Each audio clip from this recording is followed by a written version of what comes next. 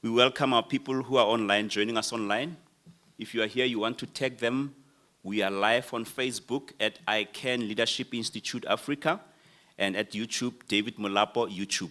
Molapo as in M-O-L-A-P-O.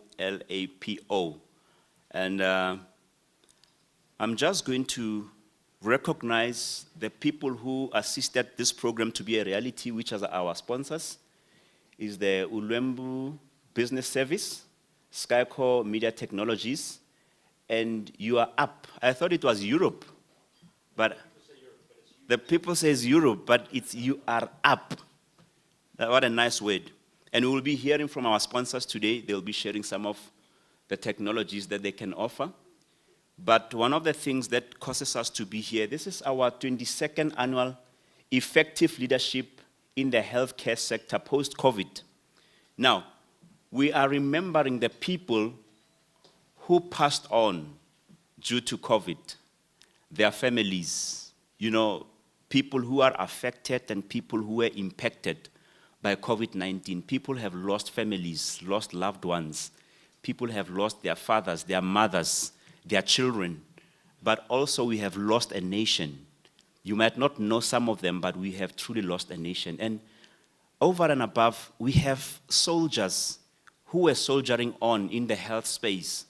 Our healthcare workers, people who were in the front line, people who made sure that they were saving people's lives. And even today, they're still fighting the battle of saving the nation by saving one life at a time. And I want us to remember those people. And as we all stand to sing our national anthem, this is one of the greatest prayers you can ever hear. So we are going to have the national anthem.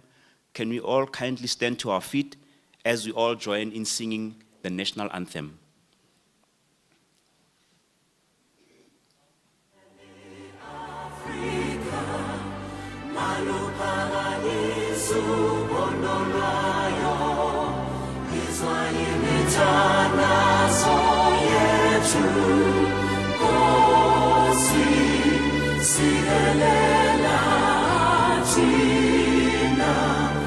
Sapolwayo, Murena Boluka, Sechava Saesu, Mufelice Vintuali Matswenye, Usibuluke, Sechava Saesu, Sechava South Africa, South Africa.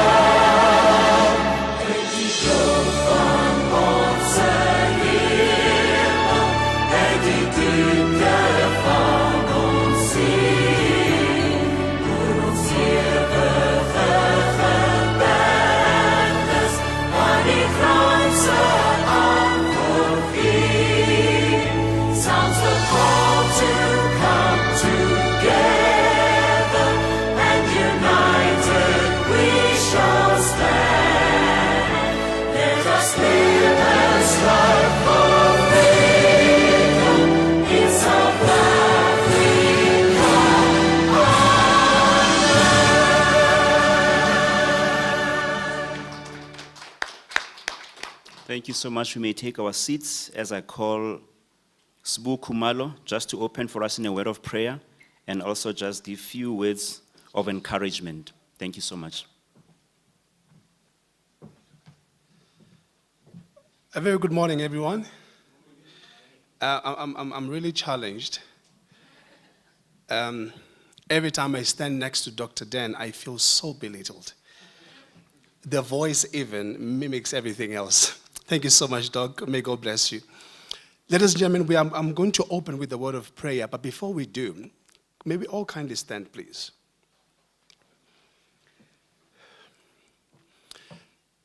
There is something engraved in my heart which I would like to share.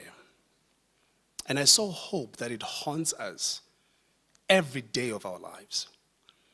But as I do, I want you to look at this person next to you and remind this person that there is greatness within you. Yeah, look at this person.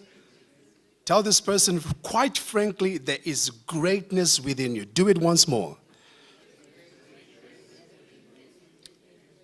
Now, Religion has taught us that greatness is only an external force.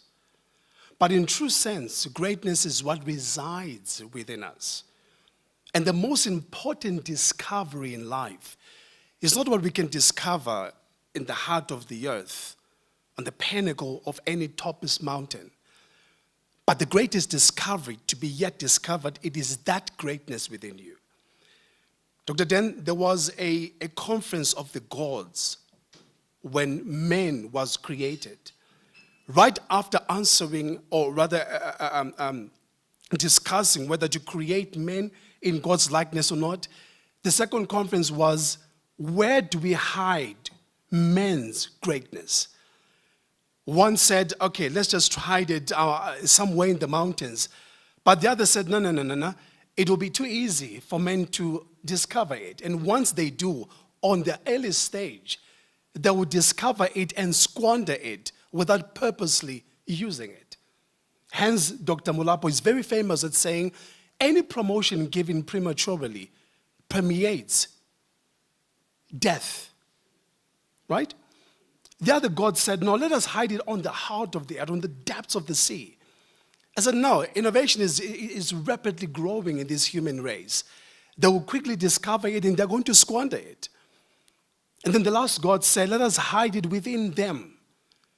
Because that's the only and really the last source men can ever stand to look at, which is themselves. And I find it to be very fascinating. And as you have declared to this person next to you that there is God within them, I want it to be true to yourself, that there is greatness within. But there is only one way to illuminate that greatness, and that is in the process of your thinking. How you think rather diminishes the greatness inside or illuminates it for everyone else to see. And when everyone sees the light shining in you, it perpetuates the same cycle to others for them to start searching the greatness inside them. That is why whenever we have load shedding or in some other parts of the country where there is no electricity, unfortunately, we don't light a candle to put it under the table. But even the Bible confirms, when we do light a candle, we put it on top so that everyone can see it. So may your light shine, but let us be reminded that it is only done through the process of your thinking. For as a man or a woman thinketh, so they become. So we have been stirred up in these 3 days, really stirred up so that we can become more successful in all our doings. But may that success start when we click the heels of our head. And that's where everything becomes possible. Do we all agree to that? Great. May we kindly close our eyes and bow our heads. Father, we thank you for being the God in us. You have been with us even before we knew. You were with us when you were revealed. And you are still with us with many things yet to be uncovered. Father, I pray for this program and we give thanks for your enlightenment. We give thanks for the empowerment you've given us. And we promise you, Lord, that we will never take this for granted.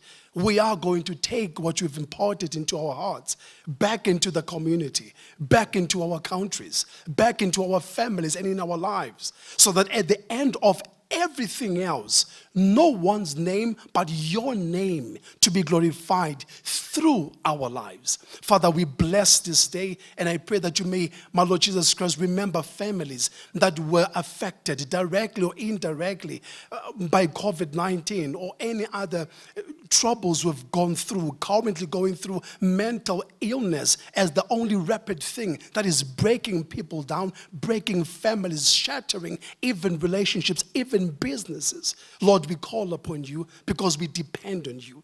We don't call upon you as the external source, the external force, but we call upon you as the God who resides, because you taught us when you said the kingdom is within us, within men, and help us to evolve so that at the end of it all, your name to be glorified. We thank you, Lord, for the leadership, and we pray in absentia for Dr. David Mulapo and his family and his team. Lord, may you give him the strength.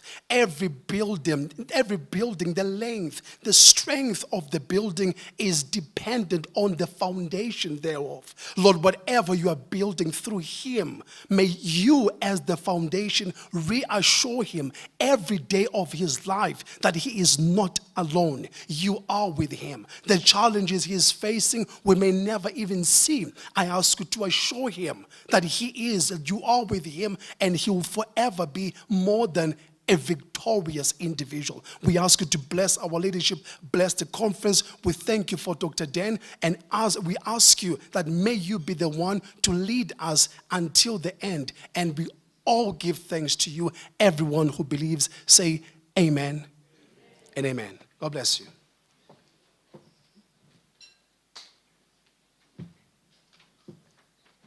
Thank you, Sbu. Can we give Sbu a big round of applause? Thank you so much. We are heading with our program, and I would want to reiterate what I've said earlier on about appreciating our sponsors. It is through them that this event has become a reality, and we also have Logos, which is one of the partners, UBS, Sama, Skycore, and You Are Up. You know, I want us to put our hands together for these sponsors because they went out of their way to put money in. Thank you. You know, to put money in so that this becomes a reality. You know, in leadership, there's the 5th level, which is the pinnacle level of the 5 levels of leadership, where it speaks about, you know, a leader who's no longer interested in their own success. They've passed the stage of success into significance. You know, it's a stage whereby you're no longer interested in your success now. You're looking at somebody else's success. It's a place of significance. And, you know, that's the greatest legacy that you can leave on earth. You know, we think of legacy as leaving houses, cars, buildings for our children. But the greatest legacy you can leave on earth is the person that you have empowered. You know, you empower one person, you don't know how many people they are going to empower. So I want us to, again, appreciate these sponsors, Logos, UBS, Sama, Skycore, and You Are Up, for being so selfless and sharing their resources with all of us and the people joining us online. Thank you so much. All right. And also, if you are here, you want to take people to join us online, we are live on Facebook at ICANN Leadership Institute Africa, and we're also on YouTube under David Molapo.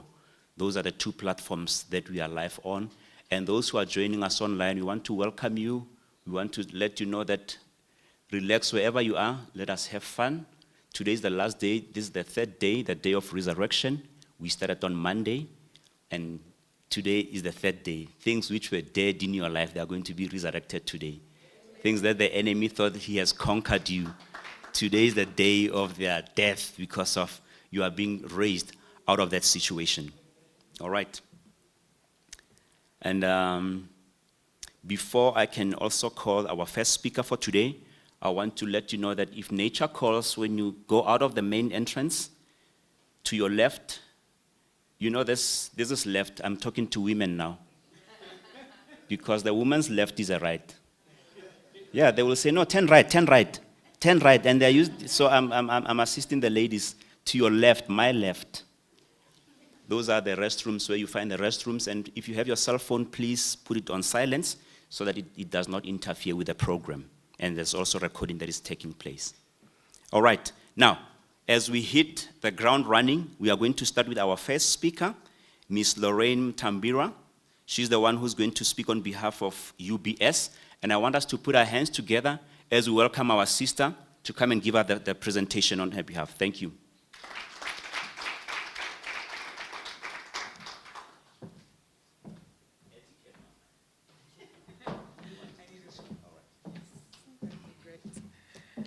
Good morning, everyone, and thank you to Dr. Molapo and the ICANN team for this wonderful platform. I think the last 3 days have been phenomenal. From day 1, where you'll remember that Ulwembu presented and our CEO was here, but also a really motivational speech from the doctor around, 4IR and the next wave of what's coming. So that was very, very exciting. And then, obviously, yesterday was a great day too, because the NEC was here, and I think it was so informative to have a conversation around key issues in our country. We often don't take time to really kind of understand what is happening in the economy, what the opportunities are, and how we can move forward.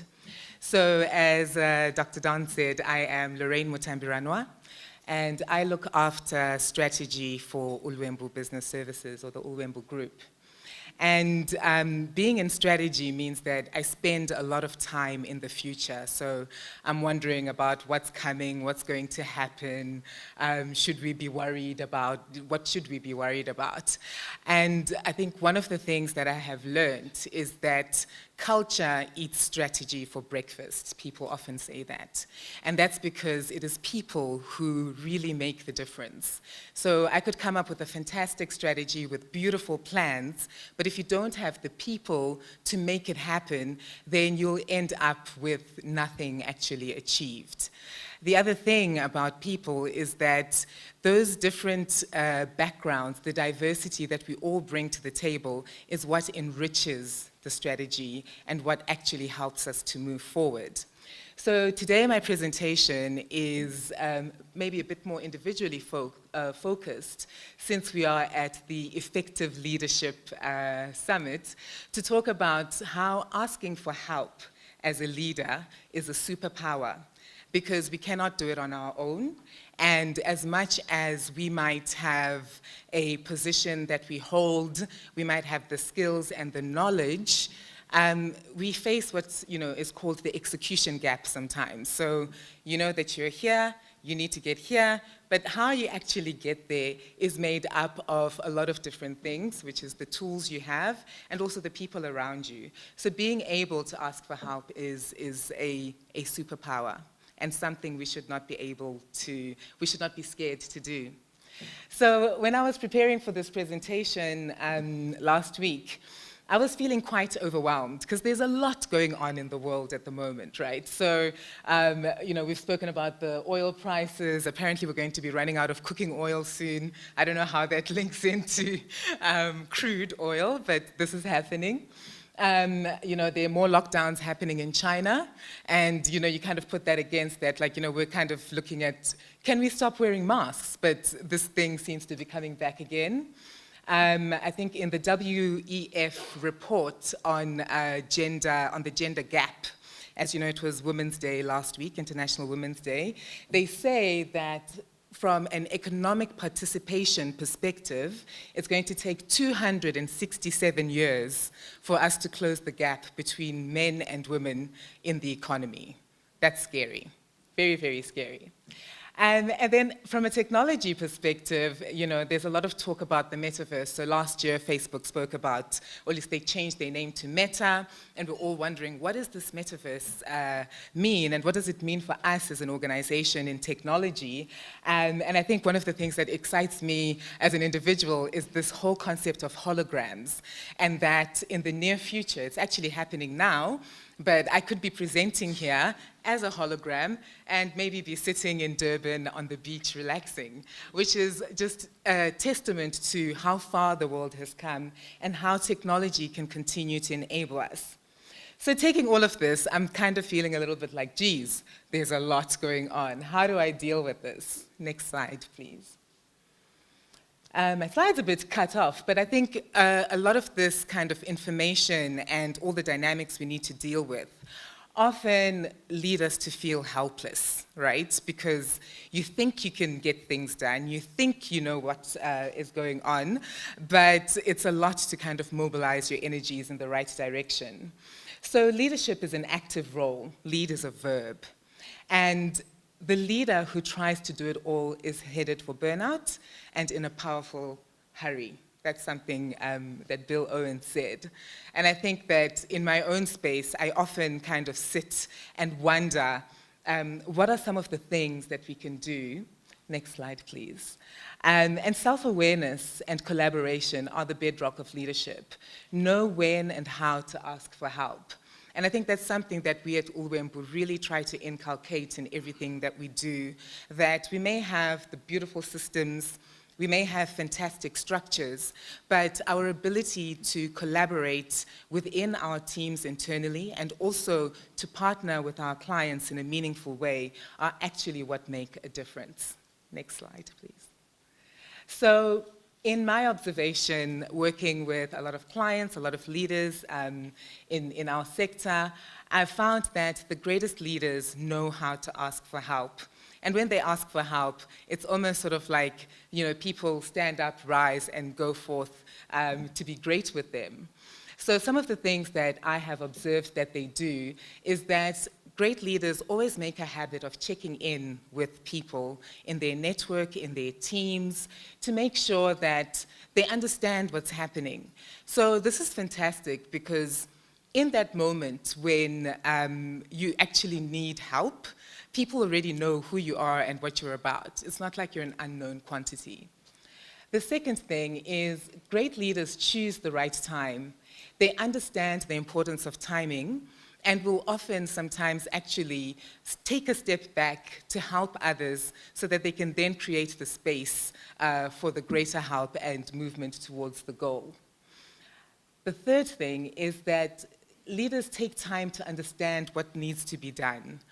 I think it can often be really confusing if someone comes to you, I think as Dr. Don was trying to give us those instructions and says, the ladies' room is there. Where? It could be anywhere. So how do we actually make sure that we are specific and that when we are going out to explain something or to set the vision, we really take the time to make sure that people understand what we're trying to achieve and where we're trying to drive it to. Nextly, or the next thing, is that great leaders are not afraid of questions and challenging answers, right? I spoke about diversity before, and that in this space that we live in today, we no longer have monopoly on information and know-how, right? You can easily get onto Google, understand what's happening. I could talk to a number of you today, and there are probably many people who know a lot more about this very topic than I do. So as a leader, it shouldn't be a daunting task for you to get out there and understand what people think and take in their kind of contributions and recommendations as well.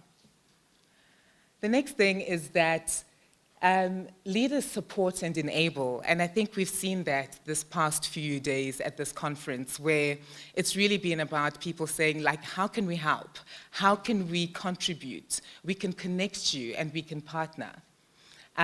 So great leaders make themselves and the resources needed available to get the job done. And then finally, when the goal is reached, great leaders offer specific thanks for contributions made. I think there's nothing more rewarding than having someone come forward and say, I really appreciate what you did, and it has made a difference, and this is the contribution. Can you see this thing? It makes an amazing, amazing difference.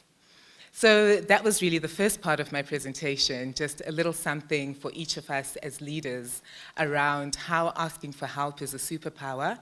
And if you are sitting on the other side of someone asking for help, please be open. I think one of the other things that we can do is that if you're not able to help, perhaps you know someone else who can.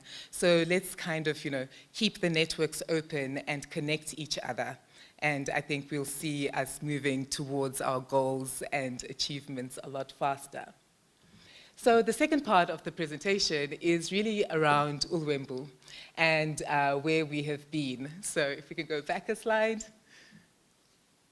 I think I'm not speaking fast enough for the guys who are presenting or who are operating the slides.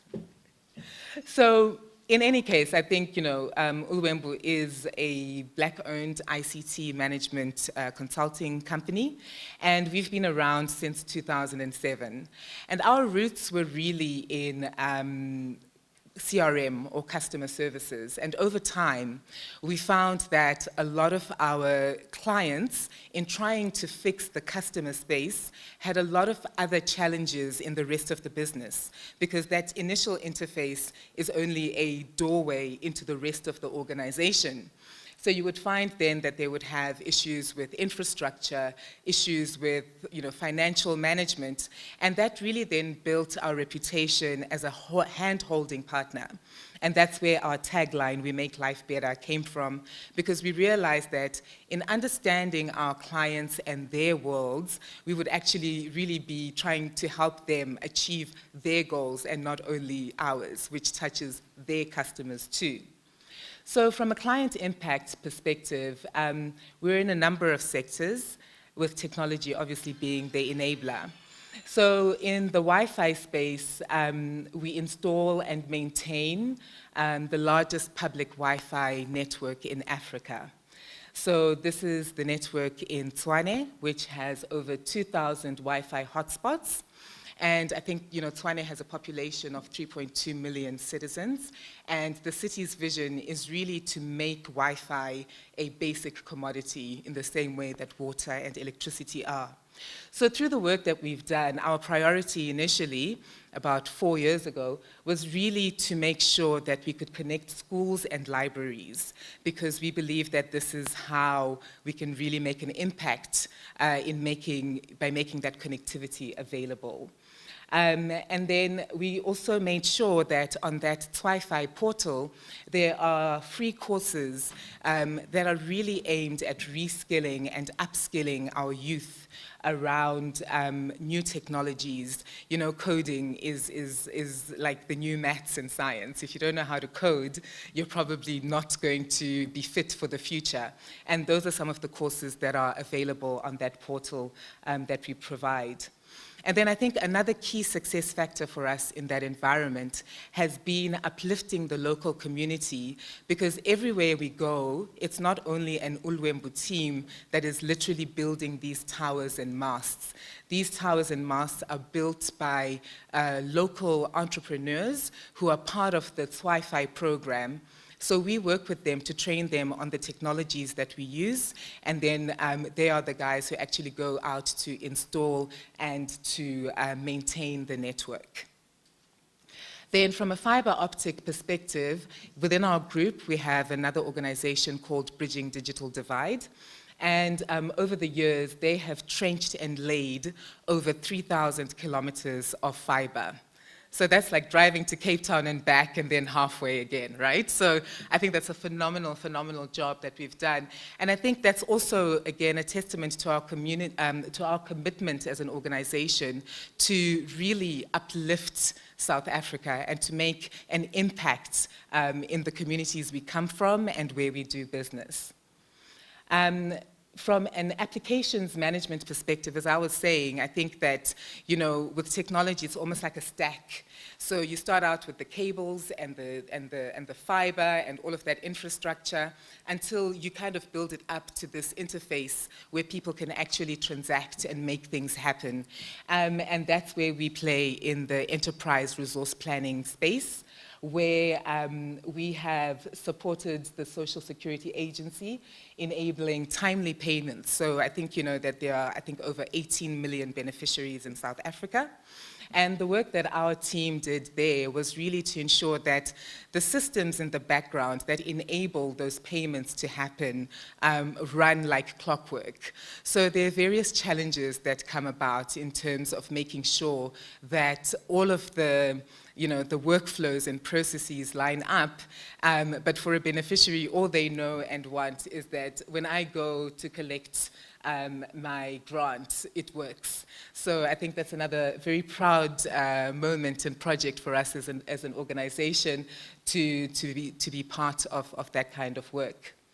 And then from a CCTV and access control perspective, that's another company in our group called Smart Integration. I believe we'll talk a little bit more about it in a little while.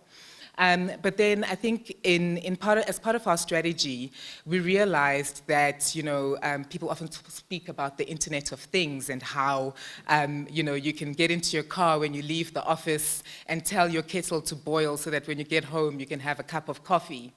I think that's a really fantastic world to be living in, where things can do, where technology can do that for us. And we've taken quite a kind of practical approach to it before we get to the dreamland, to say, how do we integrate all these technologies in terms of smart cities, smart homes, smart buildings, to really make an impact. So we spoke yesterday a lot about renewable energy and how, I think there was, talk about how the CO2 emissions, or how many have been saved and what can be banked. And through this organization, we're able to, put in smart metering to make sure that energy consumption is managed and controlled, that we do not go over in terms of your HVAC systems and, air conditioning and all of those kinds of things. So it's a really, really exciting initiative in that organization. And then talking about community impact or skills development, we work through the MICT CETA, and every year we run annual internships in IT, project management, and other technical skills. And what we found is that for many of our projects, for example, we are also doing work and supporting the airports company. We found that the bulk of our team, the technicians that we use there, are people who have graduated through our internship program. And, we often think about what a big responsibility it is to make sure that, the airports are ticking along. Or when COVID happened and we had to mobilize quickly to be able to work remotely, it was fantastic to have a team that is a homegrown team that was able to kind of keep the lights on and keep things moving, which is, again, a great thing that Ulwembu does. We also have an Ulwembu Academy that we started about a year ago, having realized how difficult it is for us to access certain skills in the market. So typically in IT and in technology, I think we've reached this level of almost sort of like outsourcing of skills. So we'd have these great migrations all over the world where you'll find the best developers in one country and the best this in another country. And we felt that pain as an organization and realized that we've got the skills here. We've got a growing challenge of unemployed graduates. How do we make sure that we start to really channel some of these skills in terms of what we're thinking about strategically for the future? So, we've been moving in the data space from on-premise storage to the cloud. How do we make sure that we've got more cloud certifications and people who are skilled and able to do that? And this is some of the work that we're doing through the Ulwembu Academy. And then in terms of enterprise development, excuse me, I spoke about, working with local SMEs in the Tshwane project, and this is something that we do throughout all of our projects. And one of the things that we learned pretty early on is that, sometimes we've got the willingness, you've got people who've got the skills and a little bit of experience, but they don't necessarily have that support and enablement that I was talking about before. So we realized that business support was actually really important, because we'd often work with people who might need, from a compliance perspective, would need to submit a long list of paperwork so that, we're SARS compliant and all of those kinds of things, and they wouldn't be able to, which means that they would miss out on the opportunity. So through our finance office and our human resources enablement in our office, we've been able to provide business support and training for these emerging micro enterprises, so that they too can really kind of step up and take a seat at the table and do business in the mainstream.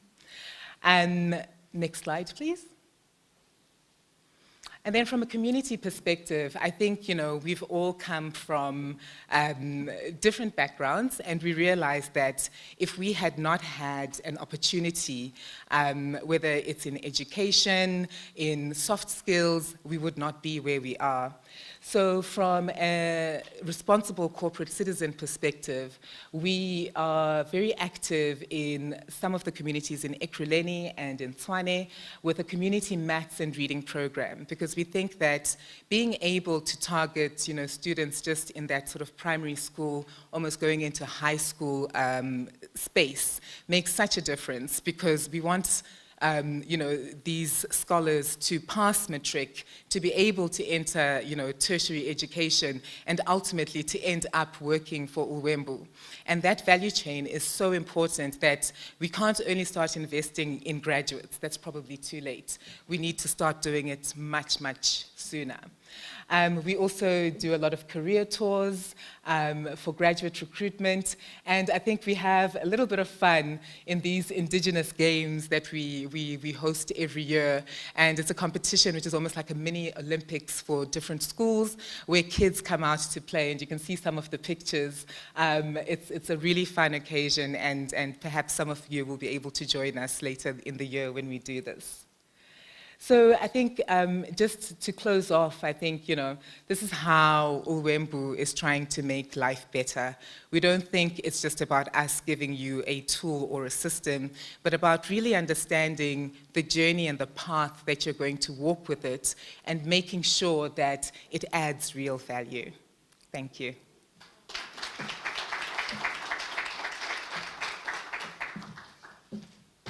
Please don't go, ma'am. Kindly take a seat there. Thank you so much. Can we give another big round of applause? That was powerful. I enjoyed the leadership aspect, and I'm going to touch on it with you as well. And I'm going to, at this point in time, ask the UBS group to come and join us, Lorraine, here, so that we have a panel discussion. Can we give them a hand as they come?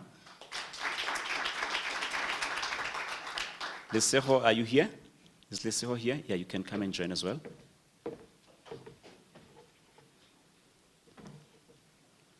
All right, do we have any questions that we want to ask us, Lorraine, at this point in time before the panel can start the discussions? Any questions from the floor? Any questions? Are we all good? No, it looks like it was a powerful presentation. I can imagine. No questions. So that was. So she gave you everything you wanted to know, and you understood it well. Can we give her a big round of applause for that? Wow, my word. House Lorraine, thank you so much. That was powerful. Now I'm going to allow them to. We are going to open a discussion right here. So they will be talking amongst themselves, but also addressing us about some of the things that maybe us Lorraine did not touch on. But at this point in time, I just want us to give them a big round of applause as they start the presentation for us. You can do the discussions among yourselves. Thank you. Clapping for us. All right, thank you for that. It really is an honor to be in front of you today. It's, being in front of customers or being in front of people who require the service for us is always an energy provider. So I think, Lesego, you can run with the program. Dumelang, Lekai, everything. It's such a pleasure for me to be up here for the first time asking questions to my bosses, ever since I was interviewed to join. Thank you, Lorraine, for your presentation. I think from my experience, I can say that we embody a leadership where you empower young women, the youth, then that's why I am here today. So thank you once more. And just to start off, you didn't have a chance to talk about the values. I know it was a slide that was taken off, so I'm gonna go there. The 2025, so our values are all over the room. There's just one missing, and I have an acronym for them, which is PISI. P for people driven, I integrity, C customer focus, another C collaboration, which is one of my favorites, and I innovation. I think, can we start with collaboration, what it means for the company, where we are right now, and for the future? I will ask that question for both panelists. All right, thank you. So it's a very core part of our business. I think in my presentation on Monday, I did highlight in terms of how we view our business and how we interact with our customers. It's a consultative process, right? And we make sure that whatever comes out of those consultations, we're able to deliver on it. And a big part of it is for us to be able to collaborate. So we'll collaborate from the OEMs that we work with, We'll collaborate from the partners that we might require to deliver on what the customer want. You had Lorraine, we also collaborate from an SME point of view. So whenever we do a project, so those levels of collaboration becomes a very key important part of our business. I mean, we have people who just manage partners to make sure that, you know, we have everything that we need and we're able to deliver on what customers require. Yeah. Can you hear me? Fantastic. So I think, you know, collaboration is also perhaps built on trust. And in order for you to collaborate with us as an organization, for us to collaborate internally as a team, it's built on trust. And that's the trust of knowing that Ulwembu is going to show up, that we are a reliable partner, and that collaborating with us actually will help you to get to the next step or next level. So I think that, you know, personally for me, that's what collaboration is, and certainly internally, it's really about how do we continue to build that trust. And a key tenet of that is also communication. So I think that, you know, within our organization, we have a fairly flat structure. It's not, no one is taboo. Anyone can kind of, you know, speak, challenge, and have their say, because it's through that communication, through getting to know each other and really understand each other internally and with our customers, that we can truly collaborate, because then we know you and we know, you know, how far you want to go and how we can really partner with you to get there. Maybe before we come off the collaboration conversation is, you know, in the 3 days, there's a lot of professionals that were here and some of interesting things that were presented, you know, and I think this program is also trying to, you know, infuse that ethos to say, let's collaborate. You know, there's areas where we might need to collaborate. I mean, the conversations we had yesterday, it opens up a lot of doors for collaboration, you know.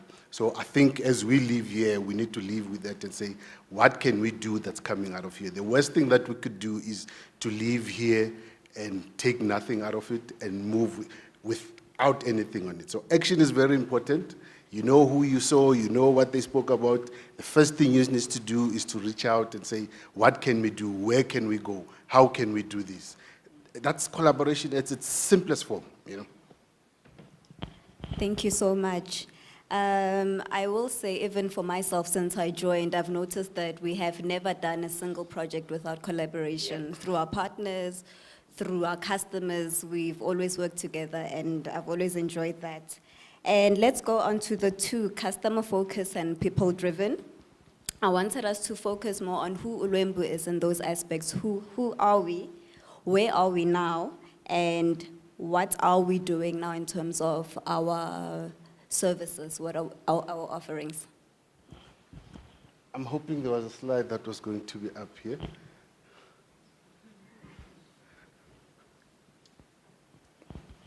All right, so whilst that's happening, so we have a broad suite of products and services.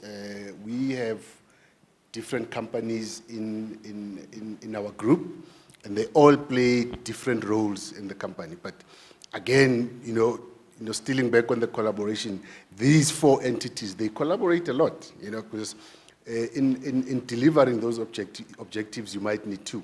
So from a customer focus point of view, there's a lot of spaces that we're in. We are in banking. I think Lorraine spoke about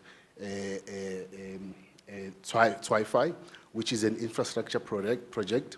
Interestingly enough, when the MEC was speaking here yesterday and looked at triple Ps, right? And one of the things I think from Ulwembu, what we could then do is that similar project that we run in Tshwane, it's something that we can go and deliver in the Free State, you know? And you can then look at in terms of how do you partner from that triple P point of view. I mean, we take this project to an extent that you can get commercialization projects into it. And at some point, the projects end up being something that can, you know, fund itself, you know. We know the problem that our municipalities have from a funding point of view. So it becomes a very good model for them to, at one point, they're saving their communities, but at another level, they're able to generate revenue out of it. And then marketers also are able to reach their customers. You know? So those are sort of projects that we get into. I mean, we look at what we're doing at APSA now and AXA, which is we provide support services. We are in the field. And what we do nationally is we employ a lot of people to do that, right? And it's empowering those people to be able to do that. We go to the extent of saying, so if you've got a branch out there in sort of in the rural areas, and there's not a lot of activity happening there, you're able to say, okay, the resources that I have there, can you then form an entity in that space and say, whilst you're providing a service to our customer as APSA, maybe look for other companies in the area that you can serve with the same product, and we will support you, right? So we don't only look at the project as delivered to a customer, but we look at all those stakeholders that we can be able to support. You know? And that, for us, that's your customer focus. It's not only the customer that we contracted to, but all the stakeholders that are part of that. They are all our customers. You know? And we exist because of them. So customer focus is quite key for us. You know? I think that, customer and focus do go hand in hand, Lesego, you're quite right, and being people-driven. Because, as I was speaking in my presentation about, people are at the heart of everything. So in any of our solutions, I think one of the key design principles is to make sure that it is accessible and that it is something that can really kind of deliver that value to people. So, I think it's great when you see it in slides and it looks quite well packaged. But I think one of the kind of testaments to being people-driven is today we're here with Amo, who was, I had seen him floating around. There he is. Amo, put your hand up. And Amo is coming through our internship program, and he's due to graduate from media studies later this year. And just as Lesego was saying, he actually works with Lesego in her team and has become such an integral part of everything that we do around sort of like social media and digital marketing. And I think that's just how, we kind of try to pay it forward so that it's not only happening from, the uppermost or topmost level of our leadership team, but that throughout the whole organization it permeates, and that it also translates in our customer environments. So, for example, in the Tshwane environment, the city runs a large internship program, and those interns are also part of the people who work in our network operating center through Ulwembu, even though they are Tshwane interns, because we know that this is how we are going to make an impact for our customers and the community that they operate in too. Thank you so much. So let's go to the future. I know that already personally, we're already looking to 2025 because that's our vision and that's where our values stem from. So for the future, where is Ulwembu going to be? You spoke about living in a time where our houses are doing things for us while we're driving. You can get to the house and drink your coffee by the time you come home. So where do we fit in the future of technology, the future of Africa, and just the future in general?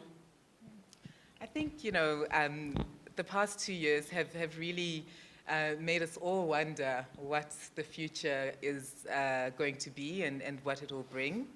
I think that as an organization, we're really hopeful and quite bullish about what the opportunities are. I think from a South African perspective, we understand the need for infrastructure to really kind of enable and propel our economy. So I think one of our big bets is in that space around Wi-Fi connectivity, making sure that we can have stable connections that run the length and breadth of this country, and that we too can then, connect and reach out to the other African countries through that backbone. That's something that Ulwembu is really, really excited about.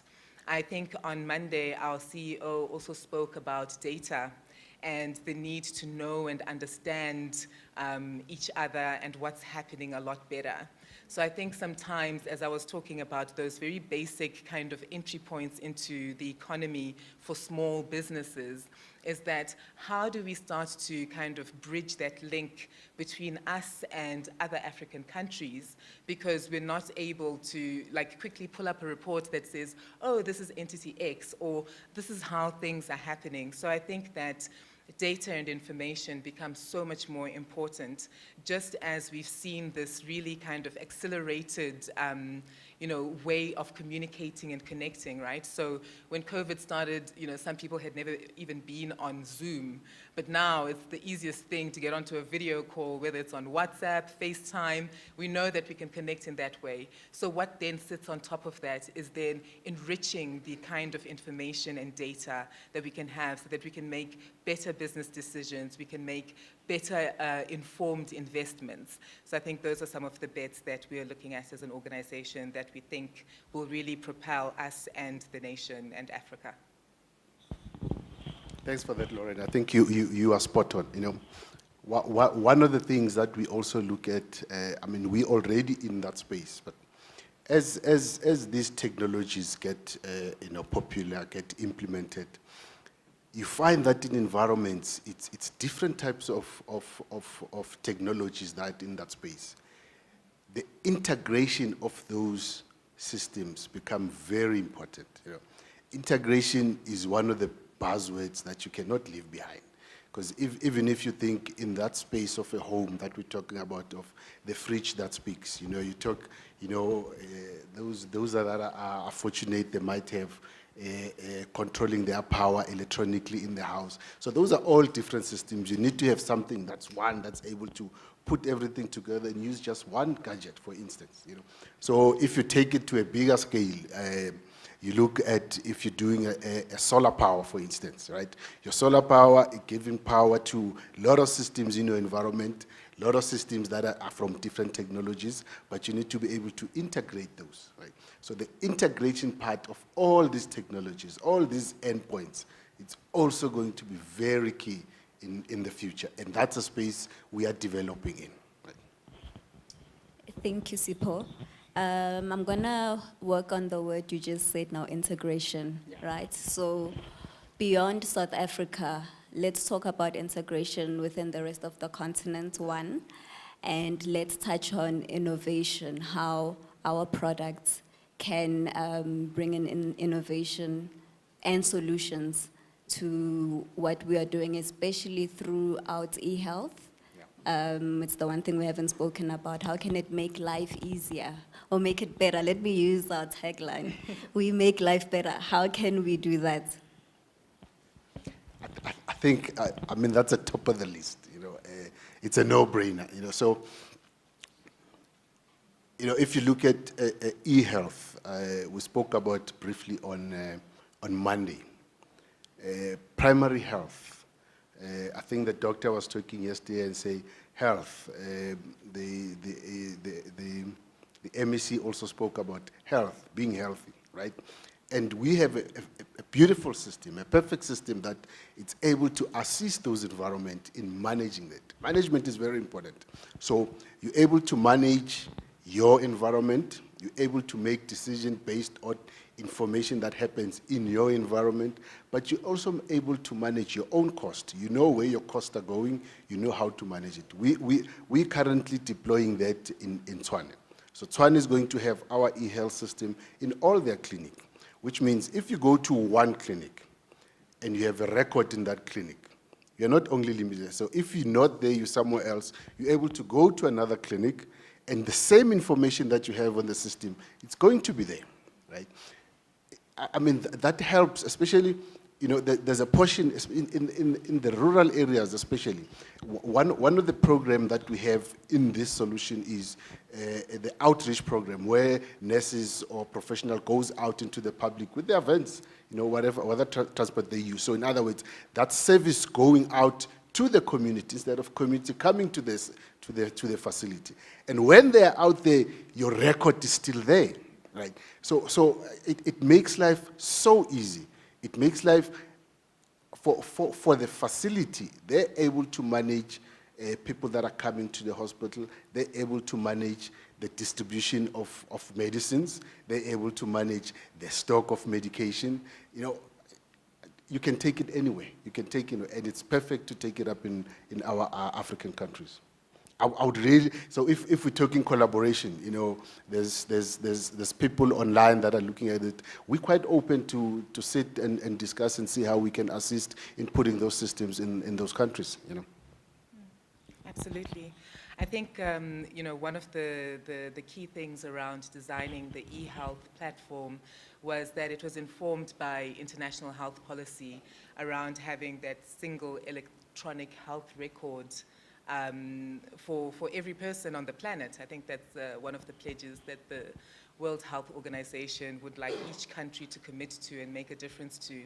So we see this system as something that can integrate from primary to secondary to tertiary healthcare systems, so that even if you then came out of Tshwane and went to Ekurhuleni, we're going to know who you are. If you go to the Western Cape, we will know who you are. If you go to Nigeria, we will know who you are. And that takes a lot of burden and away from the cost of healthcare, because now you no longer have to start diagnosing from scratch. You know that this is Lorraine, she has high blood pressure, she's also type 2 diabetic, and this is the treatment protocol that she was on. So either you're going to continue or you're going to start looking at other things, but not starting from ground zero. And that's the power of e-health. And what we believe, you know, is something that can make a difference throughout Africa and indeed in the rest of the world. So please do get in touch with us. I see we've got Lwazi Chabalala here, who's one of our business development guys. So also please feel free to speak to him about, you know, e-health and some of the other solutions that we have. Thank you. Yeah, that was it. Can I make a suggestion? Maybe before you get to number 3, are there any questions? Because it looks like it's our conversation. Can we That was interact? my Any next- questions, any comments that you know you'd like us to address? I think it was good that you make the presentations and the conversations amongst yourselves so that people could understand who you are. So there are 4 offerings. Can we get that screen? The one that offers the 4 components. Yeah. Then from there, I want us to pick questions from the floor now. The 4 offerings, if you can gather that slide. I can't see. Yeah, this is the There one. we go. There we are. That's the one. There we are. These are the 4 offerings that Ulwembu offers. And I want us to ask questions amongst all these 4, if there's anyone that you need clarity from, or if you want to engage with them on those 4 offerings. Questions on the floor? Yeah, there's the first one there. Are you tired? Are you okay? Have you eaten? All right. I just want to say thank you to Ulwembu Group. I did actually had a conversation yesterday, even day before, with Lesego. Their e-health, I think that's one of the critical components that we actually need, especially in hospitals. Like when you say, if you open a file for a person, that file, wherever that person go, will be in the system. It's not going to be started afresh. Because right now we have a challenge. We have a challenge with Charlotte Maxeke. You remember the part of the building was burned. And that building, the part that was built, that burned was the oncology, radiation, the MRIs, all that's a very expensive, I mean, that's for people with like serious health conditions. And now, because the files were also banned, so they're starting afresh. Like they send them to Chris Hani, they send them to Steve Biko, they send them to, what is this place? Another hospital. And to manage them, it's now a problem. because no one has the file, no one has a history of what's happening. Imagine if you are level 4 cancer patient, you are on, or not radiation as such, but you are on treatment, and all of a sudden your information is lost. No one knows what to do, what to touch.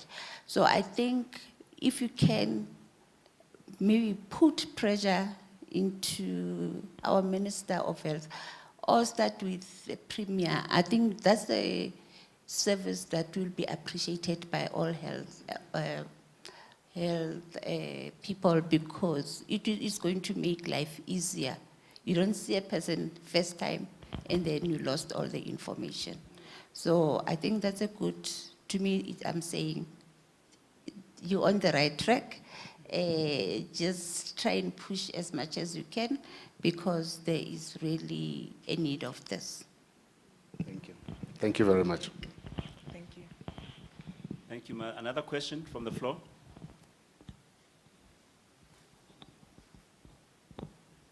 Are we all good? Yeah, sounds so. It sounds We can proceed. So you've made Sounds so, yes. Okay, do you want to wrap up now? Before we wrap up, I mean, most of the customer-facing team is here. I would like them to join us on stage. Loazi and Sandile, please come.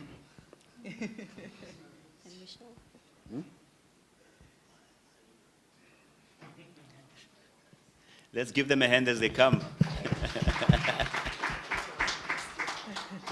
These are the champions that are out there helping customers, and I think we wanted to be all of us here and be available for any questions, any interactions that may be required. So if you're not able to ask us a question now, after the sessions, everyone is here, so you can ask questions. Yeah. Thanks, kids. Just wanted to see you on TV. Yeah. All right, any last words from you, from us, Lorraine, Sipho, and Lesego? I think from my side, it's really been fantastic being here these 3 days and learning so much from all the people in the room. I think, as we've said, we're here to make life better. So I look forward to more collaboration and partnering with everyone here. Thank you. Thank you, dear. I would Sipho. Yeah, I think just continuing on what Lorraine is saying, I think Dr. Molapo's vision is exactly that, to bring everyone into one room and see how we can help each other and how we can help our communities, and part of it is those collaborations, those partnerships. Thank you. Thank you, my brother. How's Lesego? Just a big thank you to everybody who's been here. One of my biggest lessons was how we can be impactful to the community, and hence being here, talking to everybody who's here and talking about our products is how can we make it better. I spoke a lot to Sister Susan there, and I remember saying to her that because she is very knowledgeable in the primary health care, we need people like her to tell us if we are on the right track and to guide us into making our e-health better. So on a personal note, thank you, and we are all here. As you saw, the whole team is here. Please feel free to talk to us, ask questions, and let's see how we can make life better for now and beyond. Thank you so much. Can we give them a hand as they take back their seats? Thank you so much. On that note, I want us to acknowledge, the founder of the iCan4IR, somebody who, at a very young age, was in a firing line with the cops, and he was arrested at the age of 13, and from there he had an encounter in prison, and that encounter changed his life dramatically, to a point that today we are sitting here and there are people, hundreds of people joining us online, just because of that one individual. His name is none other than Dr. David Molapo. I want us to put our hands together in his absentia. Dr. David Molapo. He's an author of more than 50 books, and some of the books, we have them on the stall. One of them is I Can Counsel, Choose to Change, and Leadership Towards the Fourth Industrial Revolution, and Growing Without Limits. And we also have Dr. John Maxwell's material as well. So during our lunch, please don't rush home. Let's try to network, meet all the people that you feel that we can make a connection with, but also visit our bookstore. We have a lot of materials. We also have the School of Money. It's a Bible, actually. You see how big this thing is. It also has a CD and a DVD inside, how to manage your money, how to grow your money, and how to identify where money is. Money hides inside of people. Money hides in overalls. Money hides in challenges and problems. Money hides in opportunities. You know, an opportunity in cycles, the people that you hang around with, those are your cycles. If you think there's no money in the country, then you are hanging around the wrong group. Okay? So check your cycle, the people you spend time with. Study has proven that your health and your wealth depends upon the 5 people that you spend time with. If those people are eating junk food, you'll eventually eat junk food and you'll be sick. So that's how your health is dependent on those 5 people. If those people always talk about there's no money, you'll end up knowing there's no money in the country. Whereas somebody else who's married, has a wife and kids and has a girlfriend, they bought a girlfriend, a townhouse and a Ferrari, and you're still saying there's no money in the country. So check your cycle, the people you live with, relationships are like a lift. They'll never leave you on middle ground. They either take you up or down. So check your company. The company you keep is very important. So with those, I just wanted to acknowledge our leader, Dr. David Molapo, because he's done so much in that area. Now, I just want to check quickly. Do you still remember your ABCDs? The ones we learned, I think we were in grade 1 or so. Do you still remember them? People have forgotten. Can we try to see if you still remember them? And you're going to go so fast. A, B, C, let's go. A, B.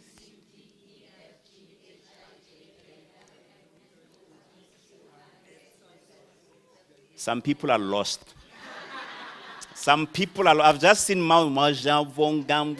they just go with the rhythm to say, I love this song. I don't know the lyrics, but I enjoy the song. All right? Now, we're going to do it differently now. I just want to check whether you're still awake. We're going to do it differently. And how are we going to do it? One person will say A, the other one will say B, C, D, just like that, randomly. If 2 people repeat the same alphabet at the same time, we start afresh, okay? A. A lot of people said B, so we start afresh. A. No, the A is me. And the other person must go B, C, D, just like that. And it's only one person should say that. If 2 people said it at the same time, then we start afresh. A.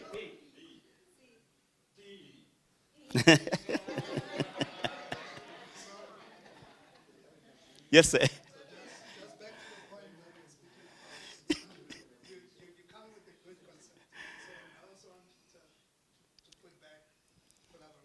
All right. Okay.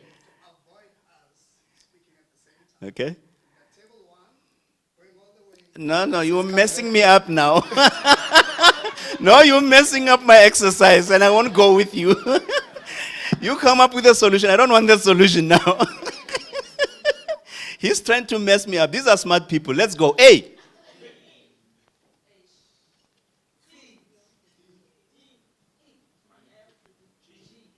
Two people have said G. Okay? Let's go back. A.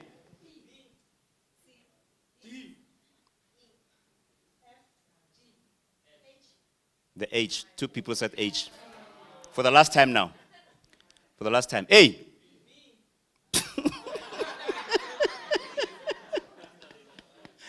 For the last time now. A.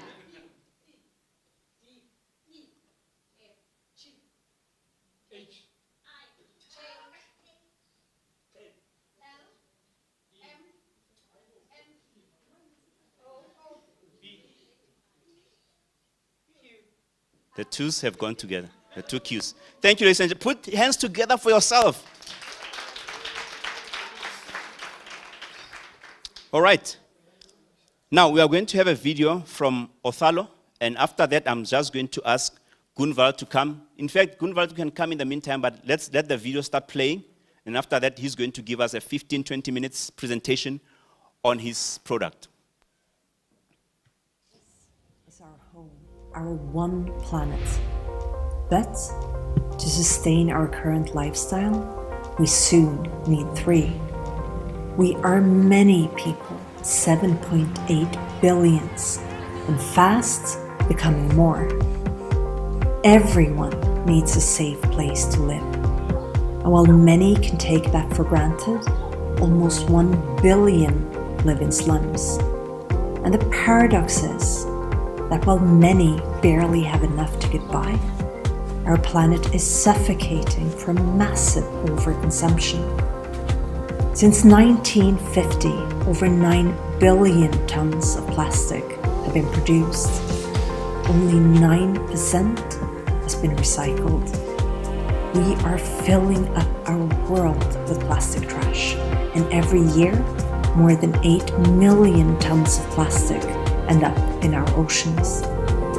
Plastic pollution damages our ecosystems and threatens life on Earth. But what if we could utilize one problem, the mountains of plastic waste, to solve another, the housing crisis? Othalo's patented technology can make that happen. By upcycling plastic waste and turning it into sustainable, eco-friendly buildings with modern living standards, we can mass produce affordable houses, refugee shelters, temperature-controlled mobile storage units for food and medicines, schools and hospitals. We build safe, vibrant, affordable, resilient, and sustainable communities designed for the local needs. The Othalo system is designed to be flexible, and your imagination will unleash its endless possibilities. Through a series of modules that lock into each other, almost any building can be designed. A single 60 square meter Othalo home upcycles 8 tons of plastic. With the plastic waste polluting our planet right now, over 1 billion homes can be produced. So, what if we use one problem to solve another? What if we use the massive mountains of plastic waste to build millions of affordable homes?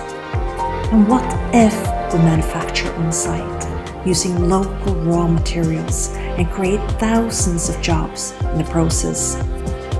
We invite you to join us.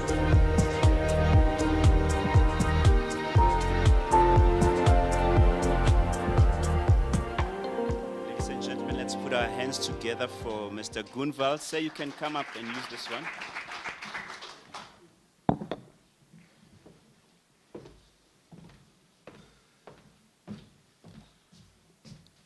Hello. Thanks once again for inviting us up to talk about Othalo. Some of you were here yesterday and saw the CEO of the company speaking about the Othalo vision and what we want to do around the world. We know that the housing problem is a big problem, the same as the plastic problem. So the fact that we are taking one problem, solving another problem is kind of a good solution, is our impression at least. We don't want people to leave the traditional way of building houses. We want this to be a supplement. And we see just in South Africa alone, there is a need of 1,400 new houses every day. And with the traditional building, it's not possible to even build that kind of numbers in a daily basis. And the price is way too high with traditional building. So for all the people that are living in bad conditions, the shanty towns, we see Othalo as a very good and productive solution. We are, of course, now looking for the right partners all over Africa, same as South America and a lot of the Asian regions. And, and it's important for us to create jobs locally, to bring values to the community, to work with young people, to work with women, to create good opportunities.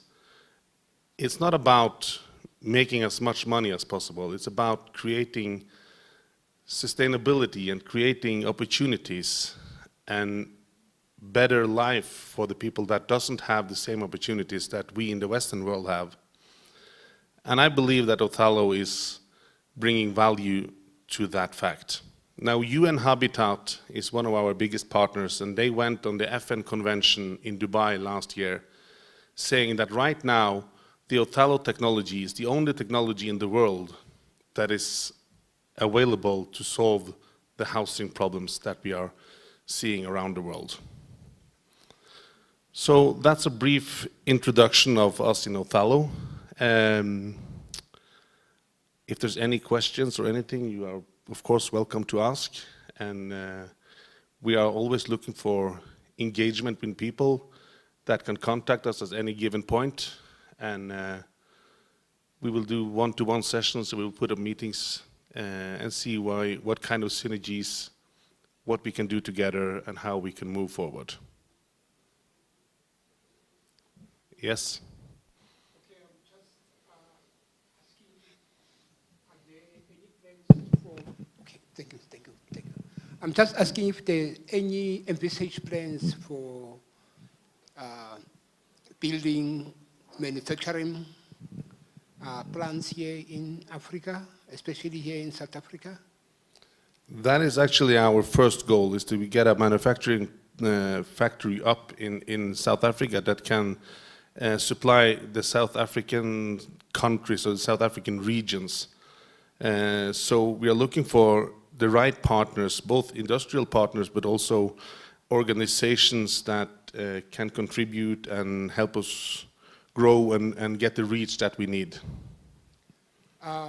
Estimation, how will it cost for a green capital expenditure project like Well, like to build a full production line that will build 10,000 houses per year, the price is $3 million. Now, there's a lot of interest from different government organizations to contribute with money. We also have really good financial solutions from Norway. There's a lot of support to get from the Norwegian government when it comes to projects like this, as well as the South African government are also interested in participating with funds in projects like this. How long will such a manufacturing plant be completed? In months, 1 to 18 months? To build The plant. The plant, well, the plant will take, the production line is quite fast. It takes a month to put together. So it's all about building the factory building. If you are buying a building which is existing, or you're building a new factory building, or how you want to create that, that's different solutions to that. Manufacturing capabilities, type of machines and equipment is also a laboratorium within the premises. Yeah, when it comes to the production line, there's a line with machineries that do everything from when you gather the plastic it gets shredded and it melted down and it mixed. You need to make sure that it's not flammable, the right consistency, and then you build the elements. So this total line is priced at $3 million. $3 million. Yeah. So basically, in a single plant which will supply 10,000 houses per annum, how do you structure your human resources capital? Which means which expertise, maybe like your chemical engineers, like your machine operators, and also like your labor. How much will be your staff complement? Well, the fine thing is that most of this doesn't need too complicated education. Most of this can be done by even me, and I'm quite stupid according to my mom. So this can actually be done by more or less everyone. Everyone will get training, and of course there will be some sectors that will need more education, but most of this can be done by anyone. So do you conform and comply with your ISO 9001 on quality, 14001 on SHEC, and 80001 on environmental? Yes. We are compliant with all these different certificates and needs that we need to do in all these countries. We are working a lot with, I don't remember the Norwegian, I don't remember the name of the Norwegian company who is in charge of all the European. Veritas. Veritas is one Bureau of them. Veritas. Veritas is the European one, but we are working with a Norwegian one, which is following all the European standards and all this, so it's comparable to all the licenses and stuff needed. Do you also work with Lloyds? Work with? Lloyds, do you also work with Lloyds? Also is accreditation? To be honest, I don't know, to be honest. That is unknown for me. I don't know all the organizations we are working with. We are working with a lot. A lot, okay. No, that would be so short for me. Thank you. Thank you. Okay, then I will say once again, thanks for, oh, sorry.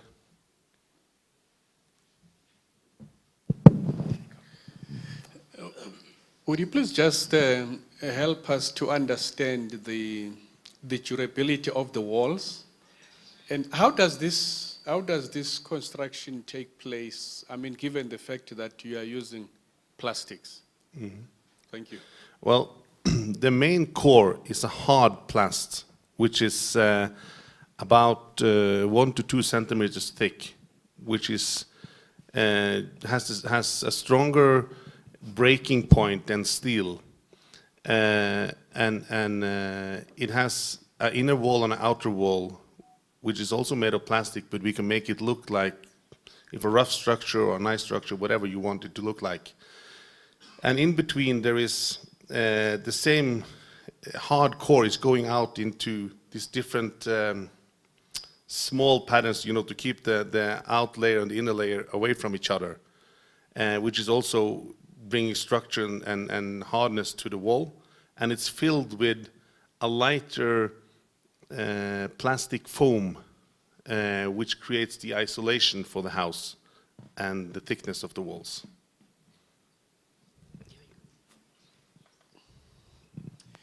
Have you done any costing here in South Africa? How much will a house like that, on the average, would it cost for a person who would want to buy a house like that?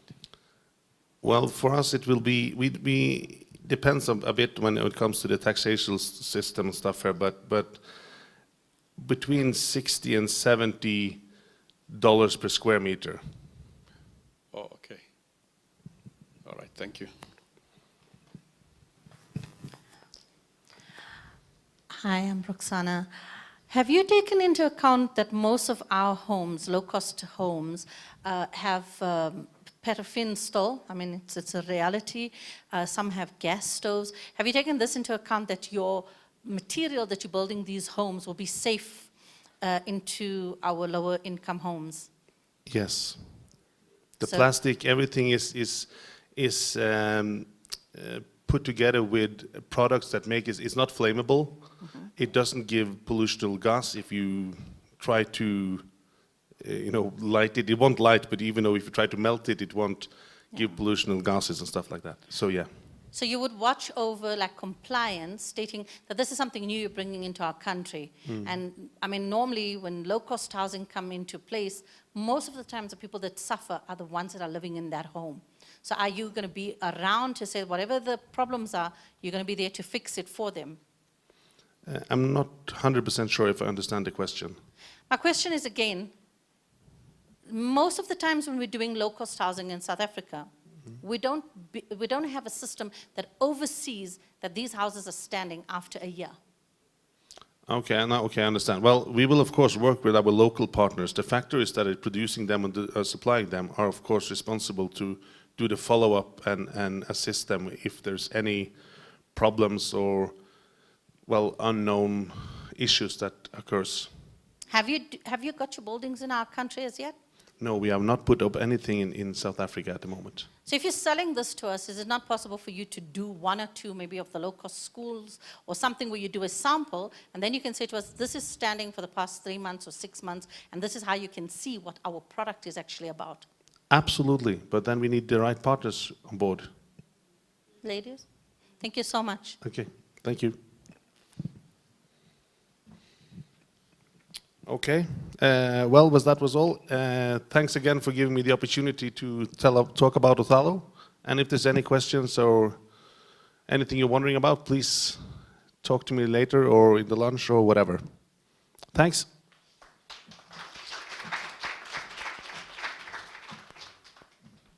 Thank you, Mr. Gunvald. I think he'll still be around after the session. During our lunch, you can engage with him. And also maybe partner with him and start building one school or something so that we can see if this thing is really doable and it can be sustained in this country. All right, at this point in time, we have a guest from Kenya. She's actually the CEO of the pipeline company. So I'm just trying to check with my guys at the IT table there. Is she online? We won't be having a video because of she was struggling with connectivity, but it's going to be just a voice call. So if she's there, can I please see a sign? She's there. All right. She's the chairperson of the pipeline company. Her name is Miss Rita. Miss Rita, are you there? Can you hear us? I hear you. Can you hear us, ma'am? Yeah. All right, kindly introduce yourself to the audience. We have people online and we also have people in the auditorium. Kindly introduce yourself.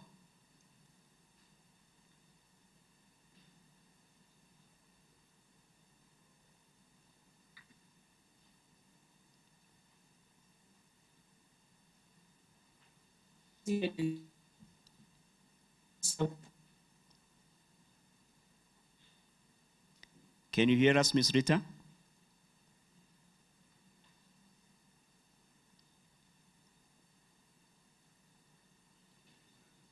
The internet is low.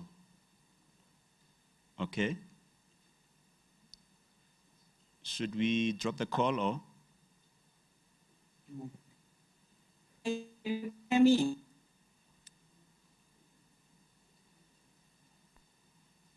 All right, no, maybe we'll pick her up later.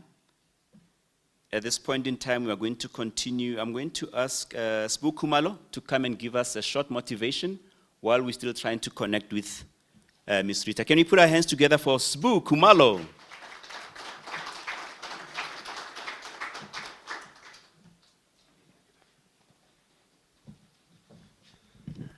Well, Doc, thank you so much. But the hand clap was a bit shallow. Can I have a warm round of applause for myself? It's funny how short people like attention because they normally don't get one. Well, thank you so much, Dr. Dan. Please, let's give him a very warm round of applause. He's been fantastic today. He's been fantastic. And thank you so much. My name is Sbu Khumalo. For those who don't know me, I normally go by this joke that my white friends call me Sibu. But then as a life coach, motivational speaker, you tend to play around words. So C and Boo. How many of you call your partners Boo? Boo. How many of you call, oh, you still call them Boo? So it's C and Boo. It's the Boo of the sea. Yeah, Boo? So that's how I go. Well, thank you so much. I'm one of the facilitators here in ICANN and really much focus on developing youth in our platforms with our programs and everything else. However, my focal point as a facilitator here at home, which I call home ICANN, is to develop self. Everyone say after me, self. Self is the most important commodity in life. We have been taught, trained, facilitated in many other aspects. Most of them, if not all of them, are external points.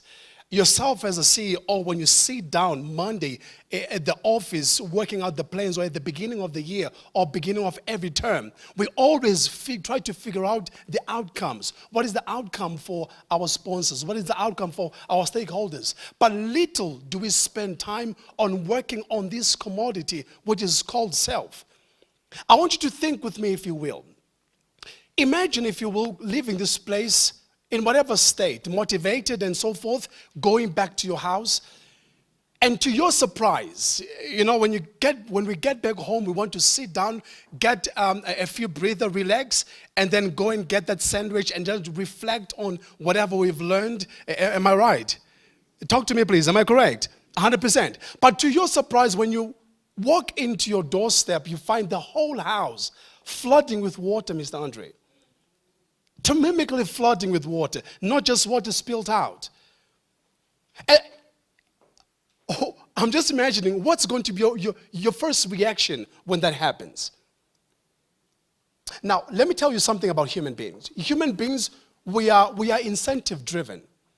So what that means is we are always flexible in fixing problems. Anything that comes, we want to find solution A. If solution A doesn't work well, we want to go with solution B. Solution B doesn't work well, before we become angry, we try an attempt, we call it solution 3. So us being incentive driven happens to be a problem more than the one that you are facing currently, which is the flooding water.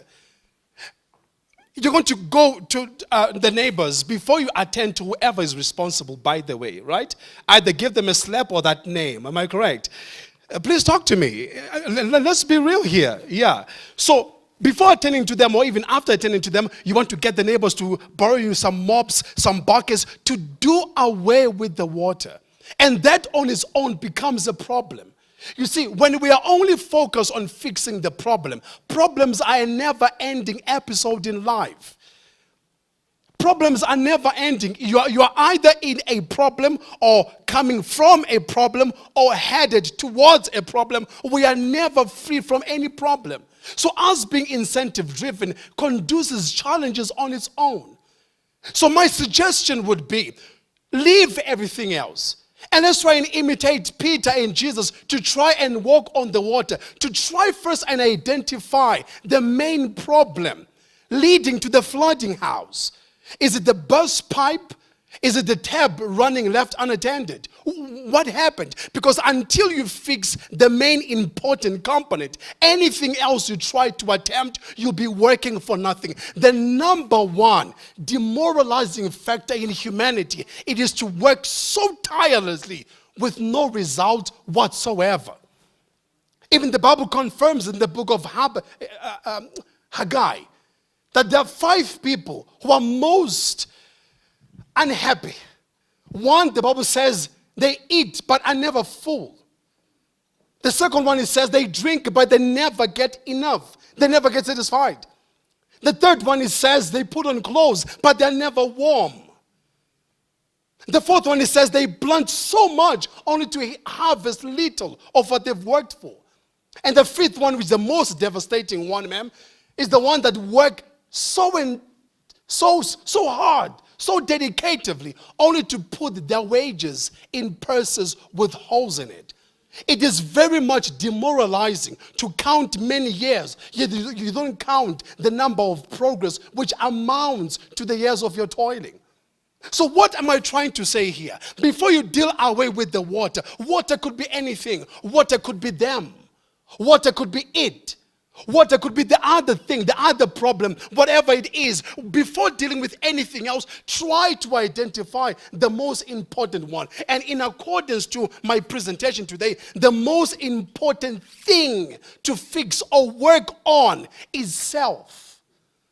How many people have your numbers to fix their problem?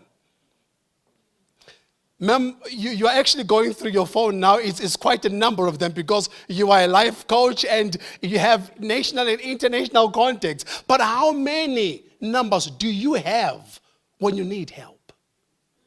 What do you do when life strikes back at you? So without self, nothing really happens. So in the mainstream of life, the most important business in life is not to be in business, but is to be a business. Because when you understand that being a business will attract more businesses, you work yourself, you orchestrate yourself, you build yourself. I have an audio I'm currently doing for myself. Before I publish it, I'm doing it for me. I eat first, you come later. Right? Every morning talk. It's been 2 weeks consistent now. I did a recording and I'm listening to it every single morning when I drive coming here.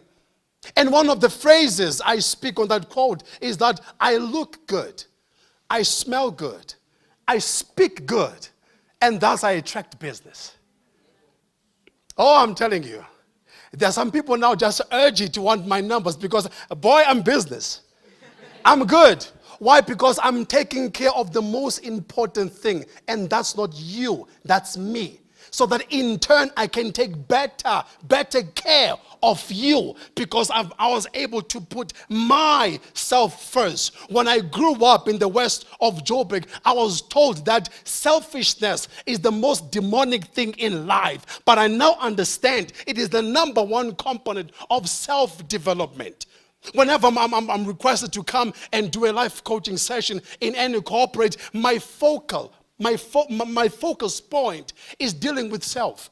If everyone had to deal with self, do you understand, Guti, 70% of the challenges you are facing in your corporation, in your business, wouldn't be existing.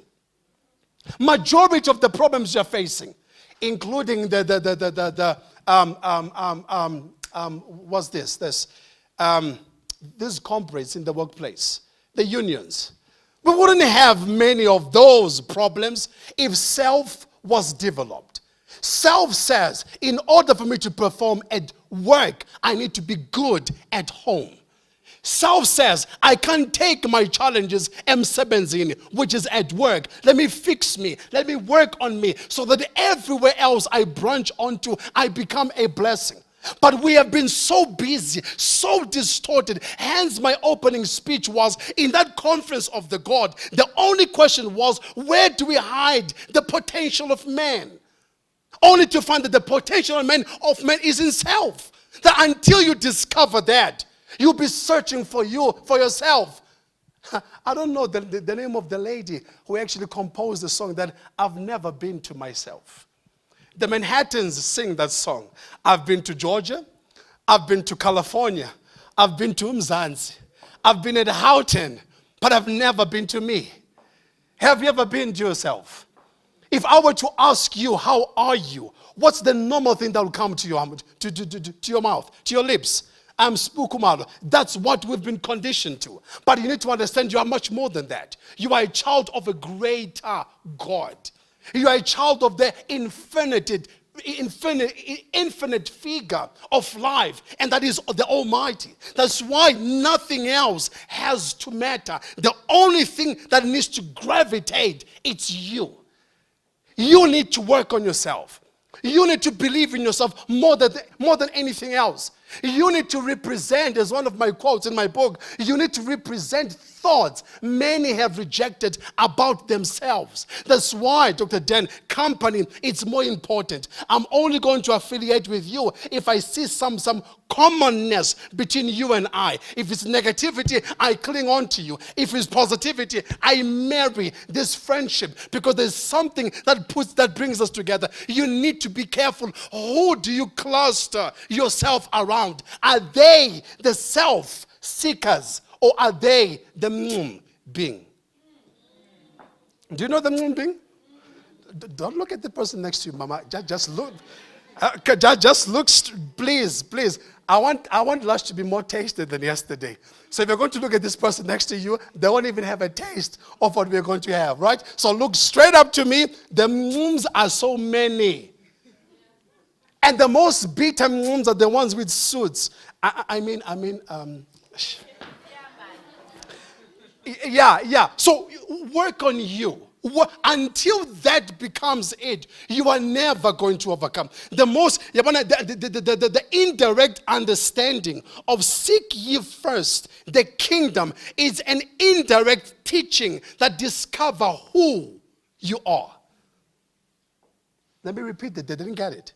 The indirect understanding of this fundamental teaching, which says, seek ye first the kingdom, is an indirect understanding of discovery rather of who you are. 5 W's, and I'm going to close, Dr. Den. Please, if there's anything you're going to remember this yellow board in front of you, let it be this 5.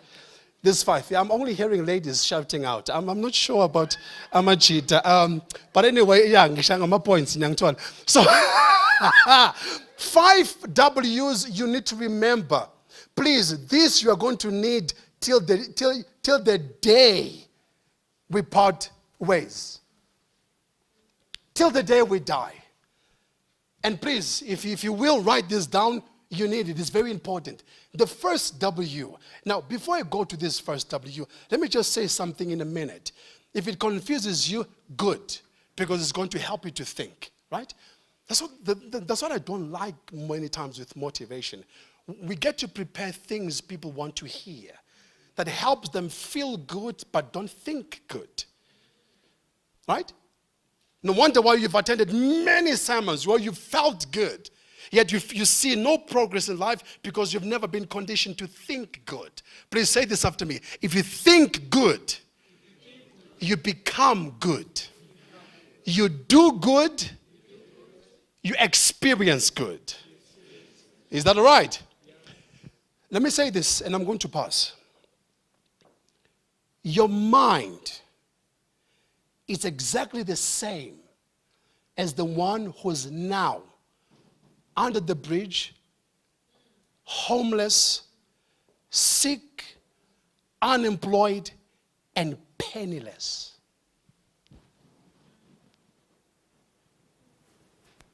I want it to sink in very good. Let me try to add some humor, Menier. Your mind is exactly like Malema's. It's a very good one. The only difference, however, is the order of the mind. But this is very important. If I were to charge you with this, each of you would have to pay 50,000 rands because this is life-changing. I'm not kidding. The only difference between those minds, rich, poor, down, bottom, anything else, is the order of the mind. Now, the order of the mind is enchanted by the process that is called the thinking process. I call it the thinkology, where you get to decide, be decisive, be assertive, and act on your decision. That is it.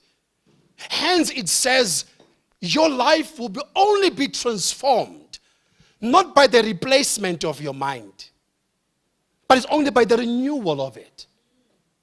So meaning reorder the mind. Once I'm able to reorder the mind, there's a shift happening. Once I'm able to reorder a mind, something huge. I remember I once saw a picture of a nearly dove or duck. A semi-dove and a semi-duck. Do you get what I mean? It's one picture, but posted in two ways. So if you shift your head like this, you see a duck. A duck which resembles slowness, redundantness, quack, quack. Nothing really is exciting. But when you tilt your head and look the other way, you see a dove, something lively, something that soars, something that's huge, something that's more lively. So as soon as you shift the order of your mind, the order of life begins to tilt.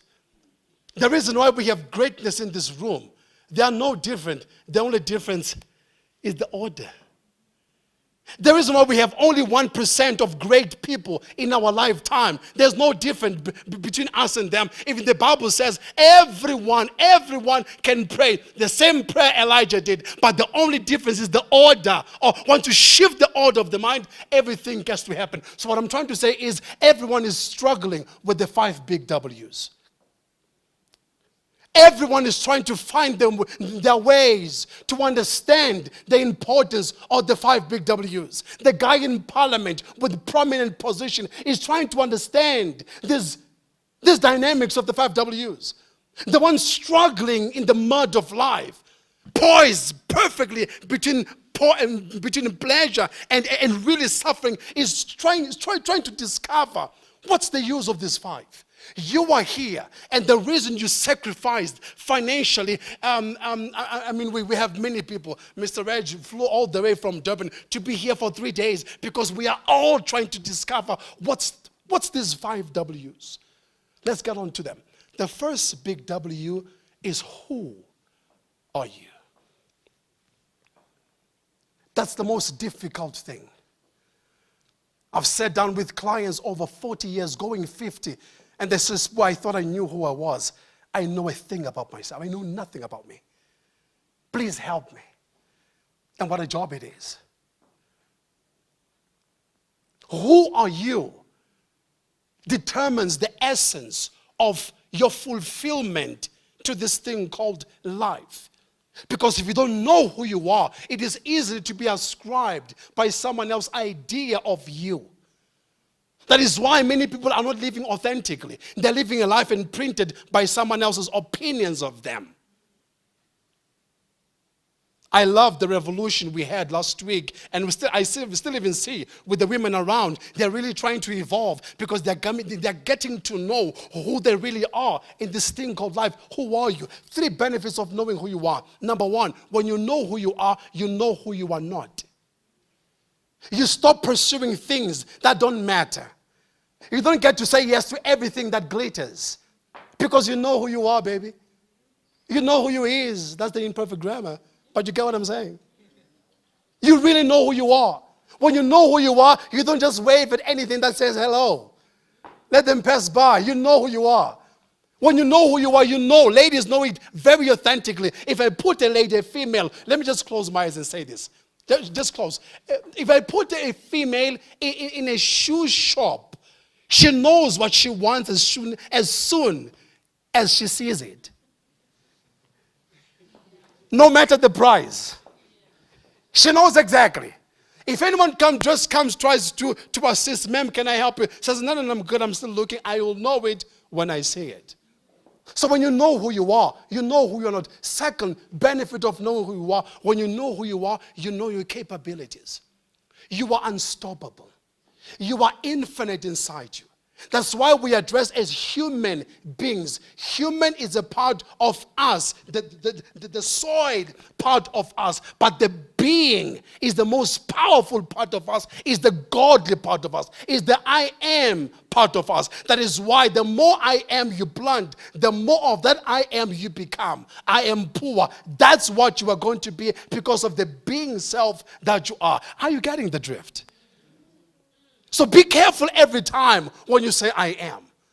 That's why T.D. Jakes teaches us never to respond permanently in a temporary position because of the danger of I am.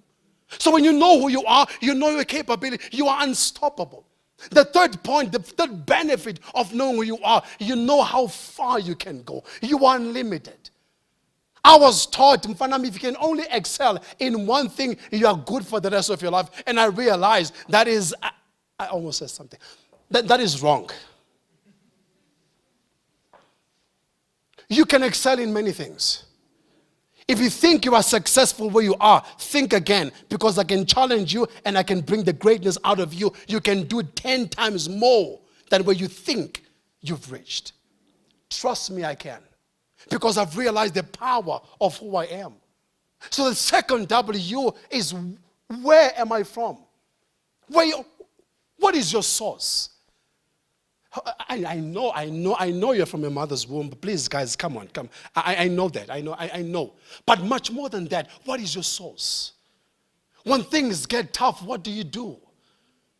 When everything turns upside down, what source do you run to? Because don't tell me about friends. Friends are there for a season. There are 4 seasons in life, and we have all those different type of friends. But when everything is turns AY, what is your source? No wonder David says, I lift up my eyes in the hills, from whence my help come. Even though I may walk through the valley, I fear nothing at all, none whatsoever, because I know who my source is. I'm not talking about Christianity. I'm not talking about any religion. I'm talking about your source. Identify, rely on it on a daily basis. Psychology teaches us that the first 20 minutes of your morning dictates the rest of your day. Spend your first 20 minutes with your source. Seek from him. Seek his face. Get the strength. So when you come to meet the spool, you know you belong here. Not only they belong here. What is your source? Where are you from? The third most important thing, and I love the fact that we also have the young ones in Tangaza, my peers here, and that is, why are you here? We are all here to share something. We are all here to give something. We had a men's conference a while ago in Mpumalanga, and this gentleman, Unkunzi, you know him as an actor, we know him as a brother because we work along. He said, the most important and most devastating thing in life is to find rich tombstones.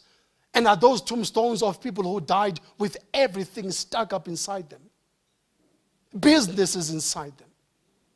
That's the reason why we applaud Dr. David Molapo and his team every time for these initiatives, because this is where we unlock these things. No one gets to die with what they have. Please look at this person frankly and tell them, don't die with my gift. Don't die with my breakthrough. Don't die with that business. Don't die with that idea. Unleash it. That's why it's important, sir, to collaborate. Because in collaborating, I'm unleashing something in you and you unleashing something in me. We become greater in that collaboration. Why are you here? What purpose are you serving? I want all the ladies to say this after me. And please, do it so boldly because there's a gentleman next to you. Just by boasting, right? All the ladies, gentlemen, just observe. All the ladies say this after me. I am better than a new pair of shoes. Time will come, I'm going to share that with you. It's a snippet. It's coming, it's coming. Oh, Miss Lorraine, I like your eye, my dear. It's so antagonistic, right? You are better than a pair of shoes. But I'm just saying that in passing, I'll come back next time, God willing. And I'm going to unpack it so that we can tell how great women are as opposed to the standard we have given them. The fourth W is what can I do? I've gone to the third, is why am I here? The fourth one, let me go back. First one is who am I? Second one, where am I from? Third one, why am I here? The fourth one, guys, I don't drink chwala, man. I'm good. Just joking. The fourth one is what can I do? Ma'am, yesterday you spoke about a gentleman without limbs, without legs, without hands. But you said, I'm going to use my voice. And he's a millionaire. His name is Nick Vujicic, written a book entitled Living Without Limits.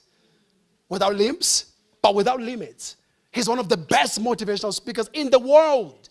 Though through attempting suicide a number of times, the man swims without feet, without legs.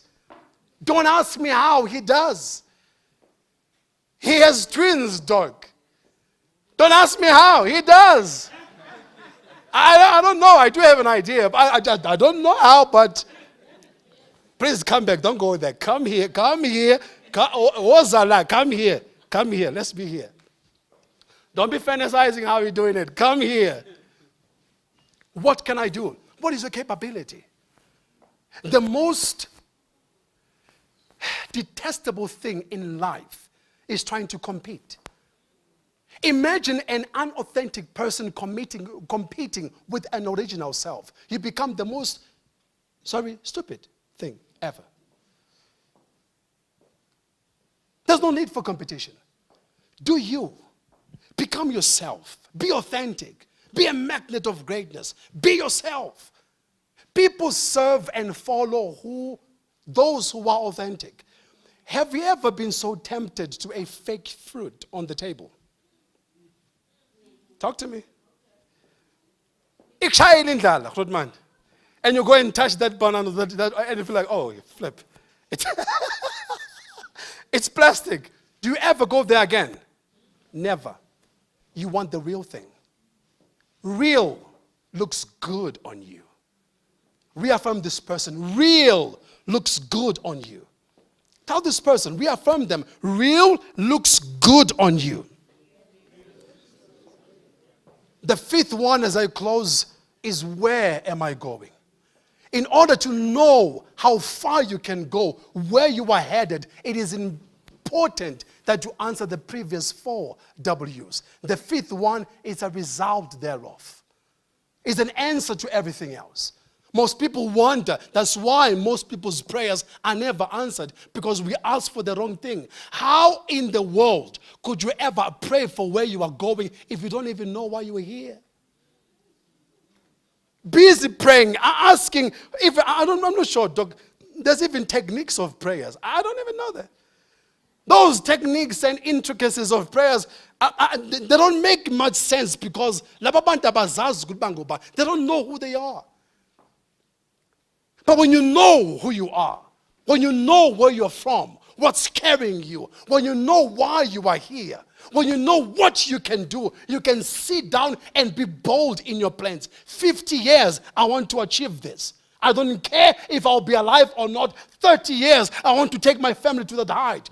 20 years, I want to build my business to that extent. I love when UBC already speaking about 2025, 2020 something. It's because they know who they are. So when you know who you are, you flourish, you grow. So this is not out of context in the 3 days, but it's within the context that don't just seek for business, be a business. I love you. Thank you.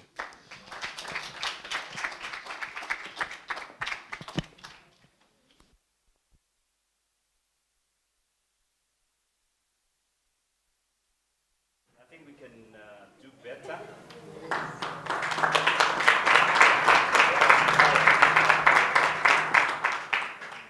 That was powerful, Sbu. Thank you so much. We are continuing with the program.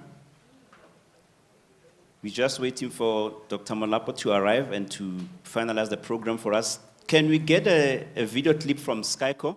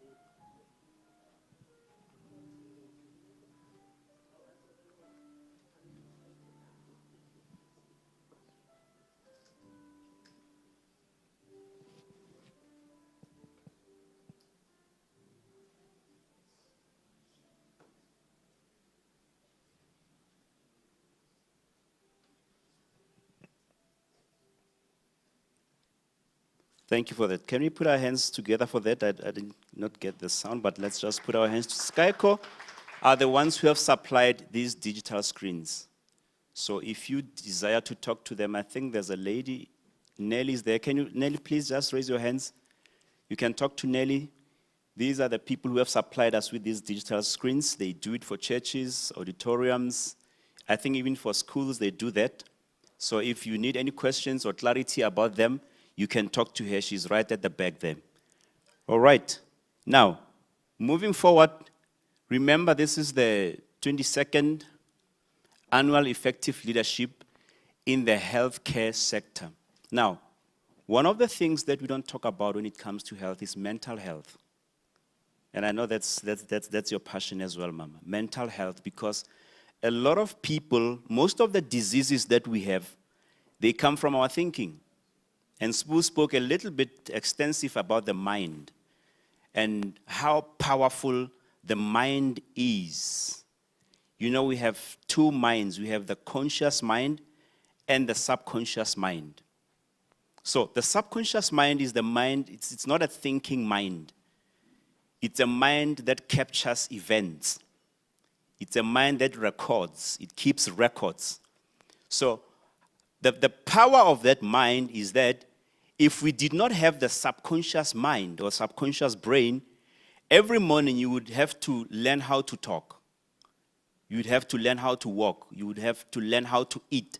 So that mind is the one that keeps records. From 4.5 months into pregnancy, the mind starts recording, the brain starts recording. So if the mother, the pregnant mother, is being abused during that time, the child lives in that environment. If the father rejects the pregnancy, the mind records that, and the baby will know that they are rejected. So they will be born with withdrawal syndromes, because now, as the mother feels the sadness and the bad things that the father is doing, it affects the child. And how a child develops in the womb, from 4.5 months pregnant, the brain starts to work on the development of the body. Hello? Are we still here? And what happens is, because the mother lives in a fear zone, which is the fight or the flight mode, that the fetus will develop more on the hands and the feet, more than the brain itself. Hello, talk to me now. Are we still here? Now, when that child is born, from the age 0 to 7, 2,555 days, that child will be programmed. There's a software that is going to program the child. And when the child is 7 years old, there's a psychic layer that closes, that cements everything that has happened in the subconscious mind. And that is why what we call a mindset. How many of us know how to do jelly? You can prepare jelly. How do we do that? You boil hot water. You mix it with the powder, which is the jelly. And then you put cold water. The equivalent of cold water and hot water. And then what happens after that? You put it in the fridge to do what? And that's what we call a mindset. That's how a mind sets. At age 7, the mind sets. And if the mind sets in poverty, then we have a problem. Because that type of mind, remember, poverty is not the absence of money. Poverty, it's a scarcity thinking. We have a lot of poor billionaires who think poverty, even though the money is there. And I'll give an example. Dr. Maxwell Maltz wrote a book called Psycho-Cybernetics. Dr. Maxwell Maltz, if you're a reader, Dr. Maxwell Maltz. The book is called Psycho-Cybernetics. Psycho meaning the mind. It's a Greek term for the mind. And cybernetic, it's a system that governs equipment, machinery, and people. Now, Maxwell says, inside of a human being, there's an equipment in the mind, in the brain, that looks exactly like the equipment that you find in machinery. And I'll give an example. An aircraft has something called an autopilot. What an autopilot does is that when the aircraft takes off from OR Tambo, going to Cape Town, after it lifts off, the pilot can just switch on the autopilot. And he can leave the cockpit and start greeting people. Hey, how are you? How are you feeling? Are you enjoying the flight? He's not in the cockpit. But there's an autopilot that is taking care of that thing. Are we together? Now, come again. He must stay in the cockpit. In case there's a turbulence, Tatema Bizel, and that thing takes off the aircraft off course, that thing has sensors that will pick up the deviation, that this thing has left its course. And it's going to send a signal to the engines to increase the thrust, to change the wings, to bring it back on course. And when it gets to course, it leaves it right there. Let me use an N. You know the N that we use to boil water with. If you set it up to 98, it's that thing, the water is cold, you set it up to 98. That thing sends a signal to the element to heat up the water. It will be so red, even if you can open the N, you'll see that thing is so red, it will heat up the water until the water comes to a boiling point. And when it hits 98, that thing cuts itself off. If by chance anybody adds cold water, that thing will pick up the deviation that the water has dropped from 98 to 90. Then it will kick up again to heat up the water. Now, that is in a machinery now. That's cybernetics in a machinery. Let's bring it to a human being. Same system into a human being.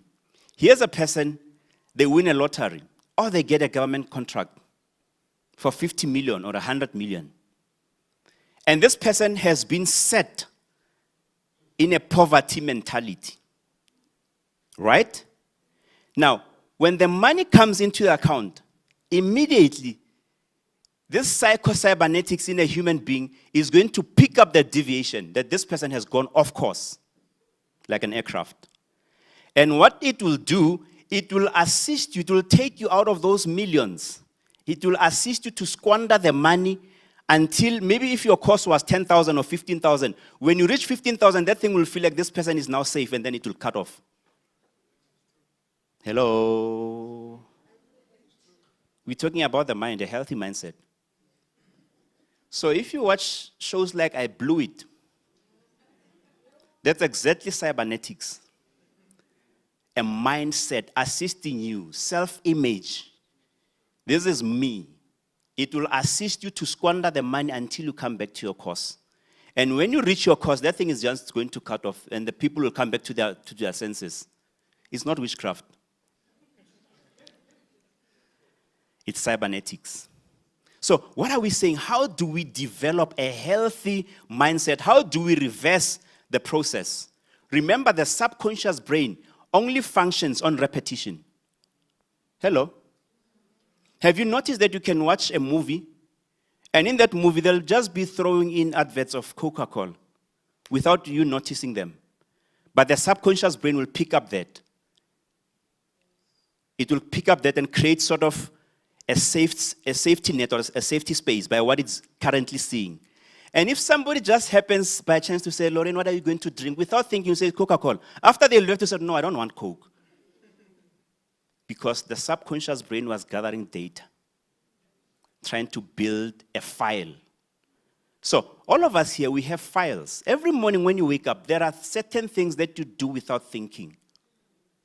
And it's an addiction. It's a paradigm.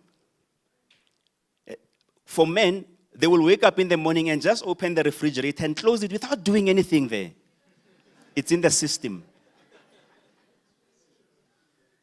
For the woman, will just go out and just go into the toilet and come back without doing anything inside there. That thing has been programmed in you. It's a software. Or they will, with women, they will pick up the cell phone. Switch, even if they are still sleepy, but they will reach out, they know where it is. Without seeing it, in darkness, they will find it and switch it on. And check their Facebook, check their WhatsApp, and check their TikToks. And after that is done, that's when they want to greet you. It's a program, it's a software. And it was installed as you're growing up. A lot of us grow up to 13 years emotionally.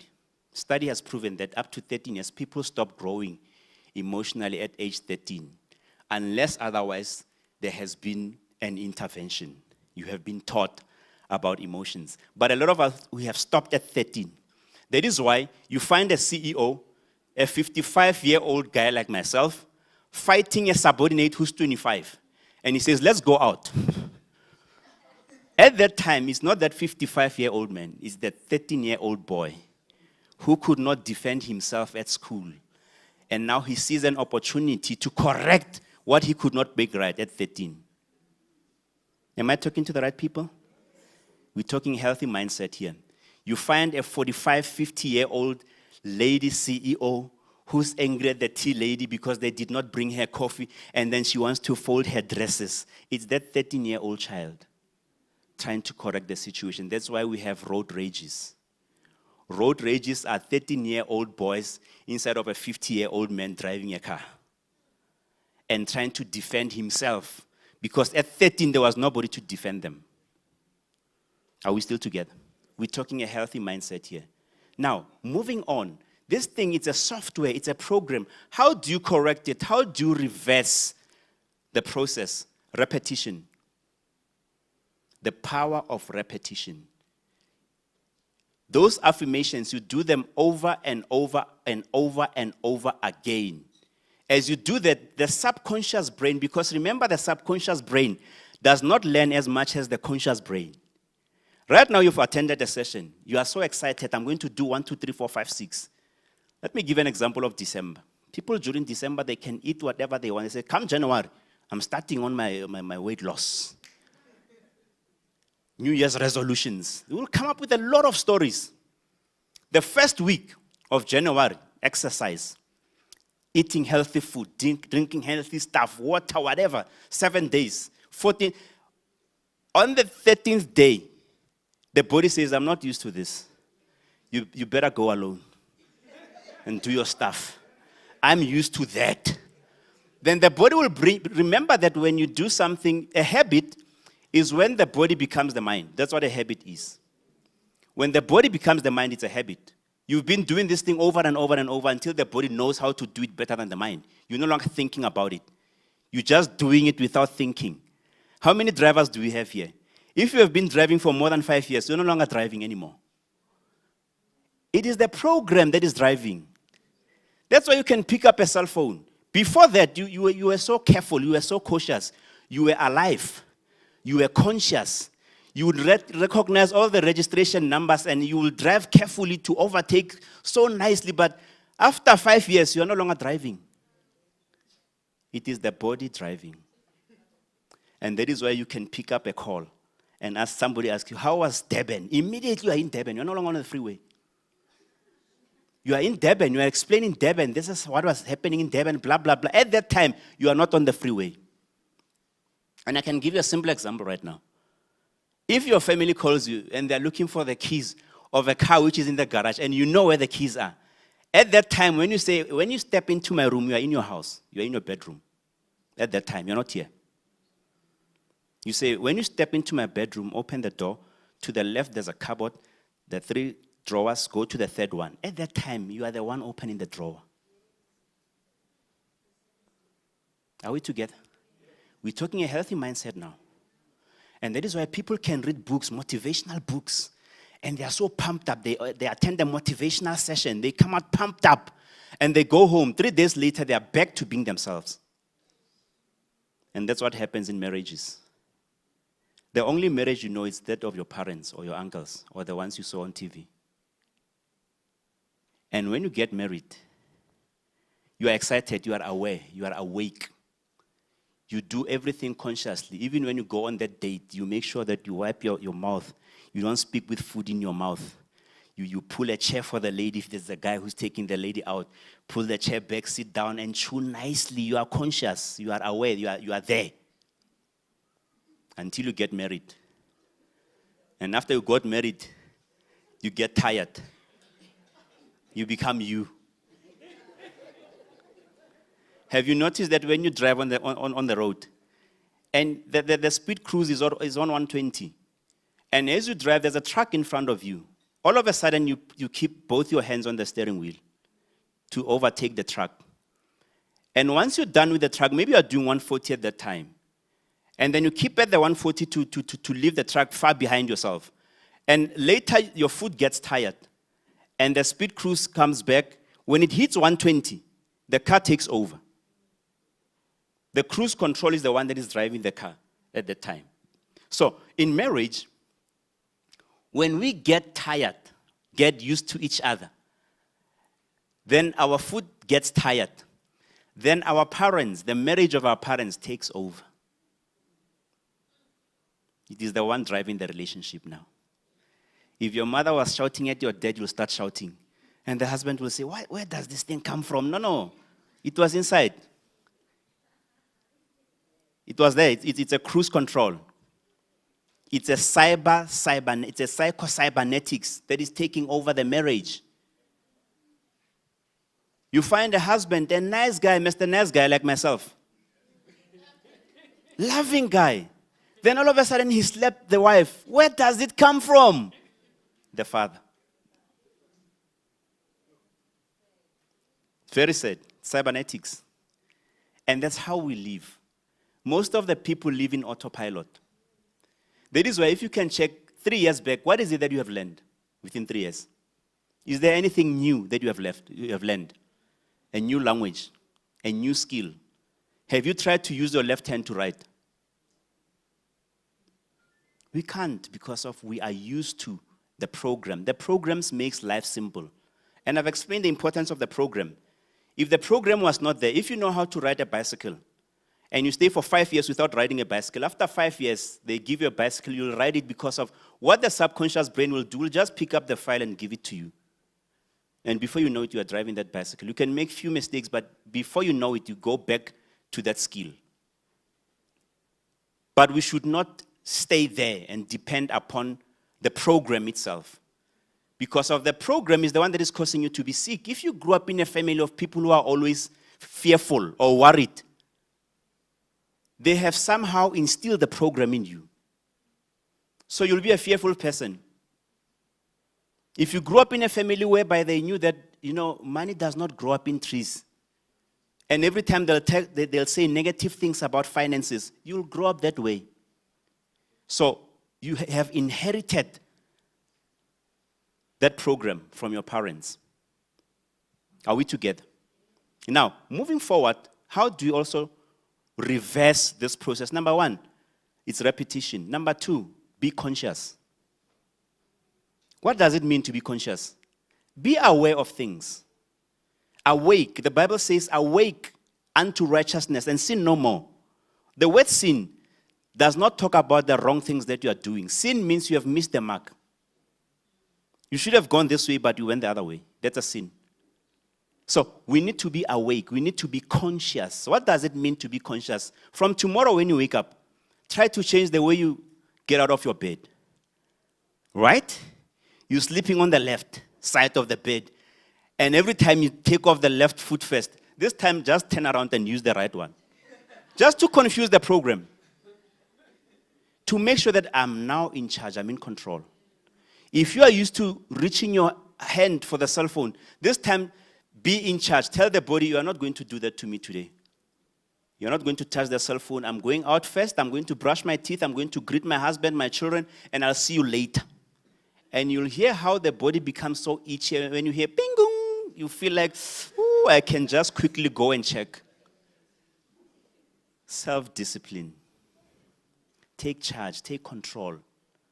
That is why some of us, you make decisions that you regret later. I normally sit with people in the restaurant, and when they order, they'll just order something because of it was in their thinking. Then later they feel, I don't want that anymore. It's a program. Learn to change that program. Learn to be awake. Be there. Be conscious. Just like when you are driving. As you are about to overtake a truck, you bring both your hands, both your focus on the steering wheel. The same goes to your work. You are used to do things the way people say they have 10-year experience. No, it's 1 year. Repeated 10 times. It's only 1 year. You have never learned something new. Even in your marriage, when last did you date your spouse? Let me hit some nerves here. When last did you date your spouse? Okay, let's twist the whole thing. Women, when did you take your husband for Valentine?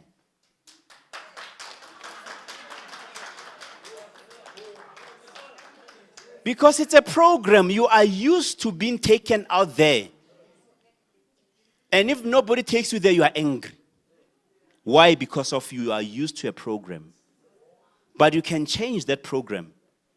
When did you do a new thing that you never knew about you and your spouse? It's always the same thing. Same food. Pap and fleece, pap and morojo, every day. For how many days now? You say, no, you have 15 years in marriage. For 15 years, you've been cooking one thing. You are not growing. You are living in a program. We're challenging a mindset here.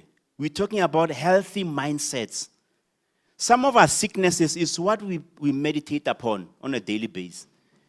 Somebody told you that at 40, as a man, you are going to start to lose your erection, you are going to be sick. And then now you're expecting that, and now you are sick. Because of your own expectations.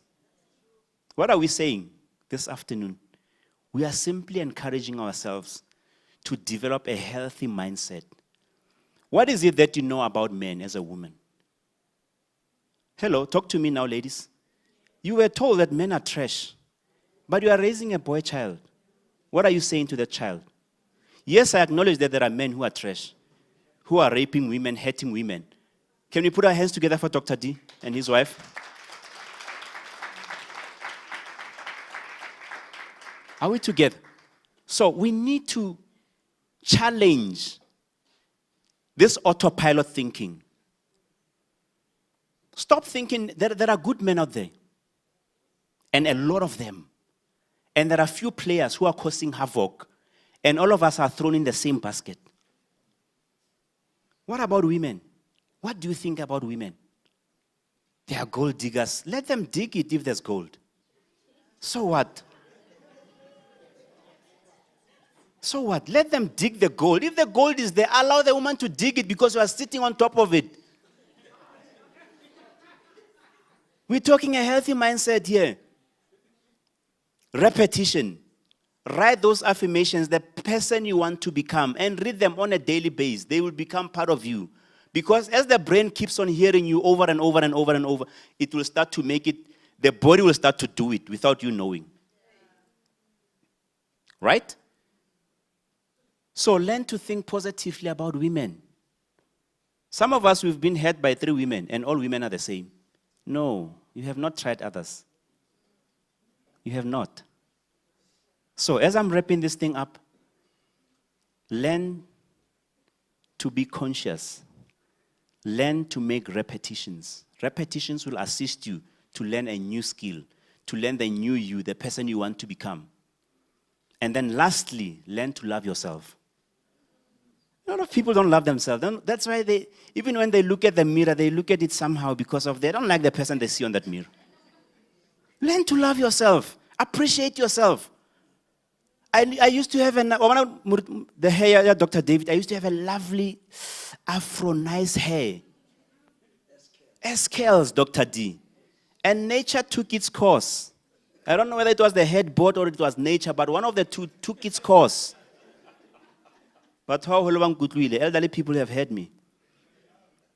So the hair is gone. What should we do? Even if my wife can fast and pray for this one, will never happen. God will never answer her. So what should we do? We remove the remaining ones. So at least I pay half price at the salon when I do my haircuts, because the other half has been taken care of. Love yourself, appreciate yourself. Look at yourself in the mirror and say, I love that person on the mirror. I love that person. Even if, whatever shape or size, I love that person. And I normally tell couple, never speak negative about your partner. You are going to destroy them. Go busy with someone and then spit hump say. And whenever you have potholes, let's learn to love each other and love the people that we live with. Are we together? Can we put our hands together as I call Dr. David Molapo on the stage? We can do better, guys. We can do better. Dr. D, thank you so much, sir. We welcome you. Was Brother Dan good, eh? You see, that's why I just watched these young guys. I'm not sure, did you share your story? No, I haven't. Okay, maybe let's do that. What were you doing before talking about the healthy mindset? What kind of lifestyle did you have? I used to hijack cars, steal cars. Stop. All right. Rewind. What did you just say? I used to. Let me put it clearly because I see somebody's hiding their keys there. I used to. Brasipo, I used to hijack cars and take them through the borders of South Africa, Zimbabwe, up to Zambia. And there was a group that was buying cars from us in Zambia. Those cars were taken to Dar es Salaam, loaded on a boat straight to Egypt. So if you lost a car 24 years ago, please don't stop me after the session and ask if I have seen your red Golf, Aus Lorraine, that has a sticker on the back that this car is protected by Psalm 91. I have not seen your car. And even if by chance I saw it, it's in Egypt as we speak right now. Thanks so much. We love and appreciate you, Thank Brother you, Dan. sir. And Thank now you, Brother Dr. Dan has moved, from being a hijacker to a bachelor's, master's, PhD. Give him a good hand. PhD, yes. And she and my wife, Faith, will be finishing up a master's degree in counseling, therapy, and things like that. So if you need personal therapy, marriage, whatever, these guys, and they'll be having their, what's it, they call it? Registration numbers. So you'll be able to pay and be a blessing to them, okay? Brother Tabi, good to see you, my friend.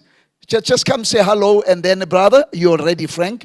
His Excellency will be coming, and our last speaker, David, is also going to be coming, the investor. We're going to be talking money and wrapping up fine. Brother, come on just for 2 minutes, Tabi, if I can come and interview you. You know, because I've got to have a chair, so, you know, you just take your place, my brother, there, okay? Let's give a round of applause to Brother Tabi. Tabi!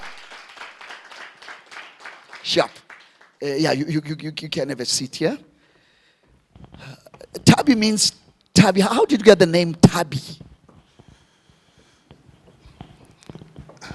I don't know how to answer that question. I wasn't there when the decision was taken, so. They must have seen something, because Tabi, it's, you know, for Sutu, Tabi Litabo. You know, you brought some joy or something like that, you know? I wish I could answer the question.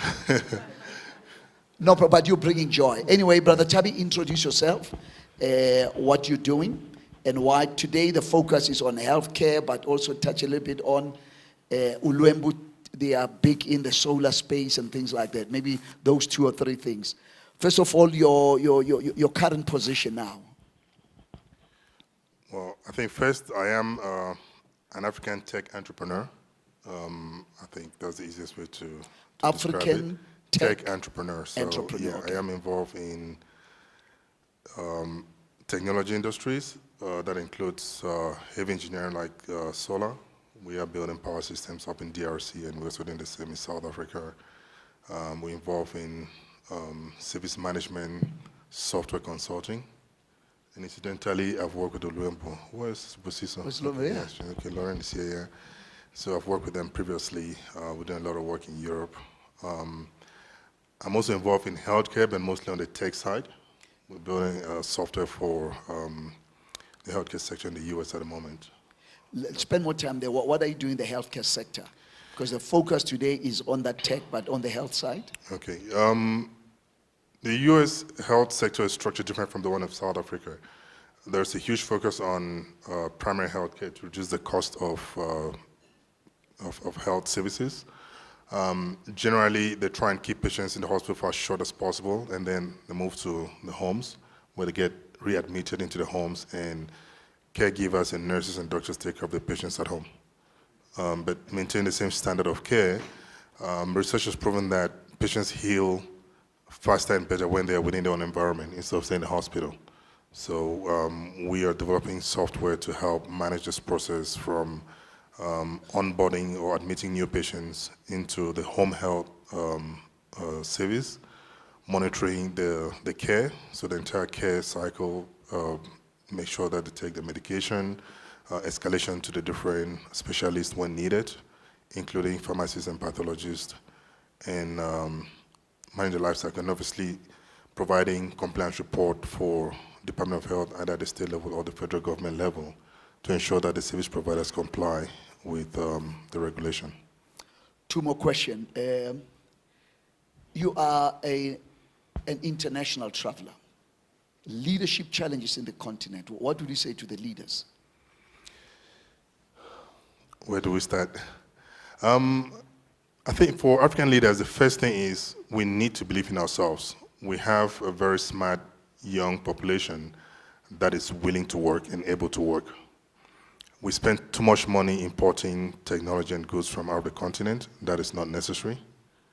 And I think part of that is we keep on blaming the colonial system, but yes, it's true because the mindset had been cast in stone for a lot of the older generation. And we find it very difficult to shed. The very simple basic things we can do on the continent that will create a lot of jobs and can be a huge economic, can create huge economic uptick for the continent. Simple things as manufacturing. We need manufacturing jobs, but we need to create those manufacturing companies on the continent. I think that's where the leaders of the continent need to spend a lot of time.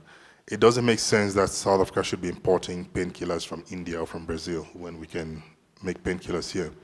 it doesn't make sense that basic medication we need for diabetes and for HIV/AIDS, things we need on a daily basis, that we should be importing. Equally, it doesn't make sense that we should be importing solar panels from China when we can manufacture them in South Africa. So we can have this conversation for hours, but my take to the leaders is focus on creating manufacturing jobs and supporting manufacturing companies. Entrepreneurs want to build those heavy industries on the continent so we can create jobs for our people. You are consulting for European companies and you're bringing euros into South Africa. What would you say to some decision makers now? Because, you know, we're now, the xenophobia thing keeps coming in and out. Why is it important for government policies to understand that people like you are actually bringing money from Europe into South Africa and Africa, period? In a simple way, I would like to put it this way. Black people, Africans, are also expatriates. In Africa, not just South Africa, so let me be clear, the problem we have here is not just a South African problem, it's an African problem. You know, black people, Africans in Africa are seen as foreigners. We're seen as visitors or settlers. And non-Africans are seen as expats. We are also expats. We are expats out of the continent. We're adding value to a lot of countries, and we're expats on the continent. Bottom line is, if somebody has value to add to the society, then support them to add value. That's why the United States is what it is today, because it's a country of everybody. If you go to the US, you can add value, you're welcome to stay and you're welcome to do business. Wonderful. And Bratabi, final question. If people want to get a hold of you and your services, how can they get a hold of you? Granville.energy. Granville, Granville. Yes. Granville Energy. .energy, yeah. .energy. Yep. What you guys do not know is actually Brother Tabi is His Excellency's son. Give him a good hand. Yes, His Excellency's son. You did not know that. Thank you so much, my brother. Thank you. Thanks so much, bro. Appreciate it, man. I'm going to be tall like you one of these days. Andre, come on, my brother. Are you ready to just get going and let's have some vital organs? I saw some of you did not have sugar this morning. This thing is going to expose you. Is that right, bro? Sugar, diabetes, and whatever. So what are we going to do, bro? I'm going to sit down. What are we about to do now? So, Dave, first of all, we're going to do an examination on you, but we're going to leave that till the later part of the presentation. But I'd love the opportunity to show these good people and also the people online just a little bit more about Europe Connect, and how we're making great strides in changing marketplaces. Ladies and gentlemen, my brother Andre, let's give him a round of applause.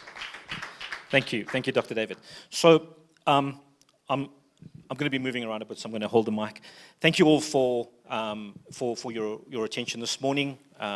Lovely to be here. Been so impressed over the last 2 days. Been very, very inspired by the speakers, by the content, by the input from the floor. And I really hope that the session that we're going to be looking at now will inspire you. There's been just so many things that have been said that really I believe will come out in the short presentation. We're going to have some fun, by the way. So we heard Spoo talk about these purses that have holes in.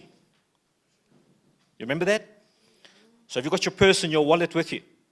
Because this session is going to put something into your wallet, but only if you're awake and if you're concentrating. Okay, so I hope you got it there, and I hope you got a big one. And most sessions ask you to put your phones off, but we're in the digital world, so I'm going to ask you to keep your phone on. I'm going to ask you to use your phone in a moment, because this session is about you and about how technology, particularly digital technology, needs to make a difference in your life. You'll see our slogan is all about enhanced engagements, because people do business with people. Okay, I want to say that again. People do business with people. So you might have a great brand, you might have a great logo, you might belong to a big organization, but never forget that people do business with people. And so it's all about enhancing our digital world, because everything is digital. What's not digital anymore? We've heard examples here about you're being told what's in your fridge. And you're engaging with digital beings. You're greeted in the morning and you have conversations. And you're being analyzed, and data is being constantly processed. Now, we believe that we're able to offer what we call digital dialogue. Imagine that. Imagine having the ability. Yes, absolutely.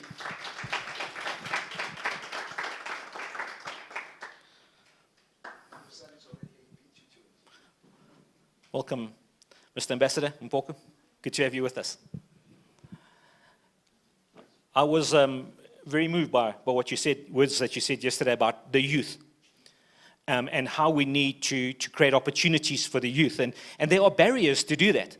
And we talk about this digital world, and I remember, I think it was a lady from Women Developing Others that was saying, how do we get access into this world? We don't understand it. It's just acronyms and words. And so we have a platform, and I'm going to show it to you in a moment, which is a no-code world. It allows you to build software without having software skills. Imagine being able to build your own app without any software skills. Imagine being able to build a digital tool that is connected to, and I want to be so careful on the session not to use big IT words. Okay, I'm going to really bring it down. To have a screen where you can see what's going on. We call it dashboards. But imagine having the ability to build something rapidly, push it out to your audience rapidly, and in real time, watch the feedback. And let that feedback drive how you change your software that you built, and you push it out again. And you watch the difference. And let the software actually refine your strategy. Let the information, the data or the data, refine your strategy. That's really the world and the space we're moving into. So our business is called You Are Up. We're so grateful to be here. We've really been exposed to already, some of the folk in the audience, and we've engaged, and I hope to build some really long-term relationships. Jeremy, if we could. And you've already been introduced to Jeremy. And Jeremy, would you stand up for us, please?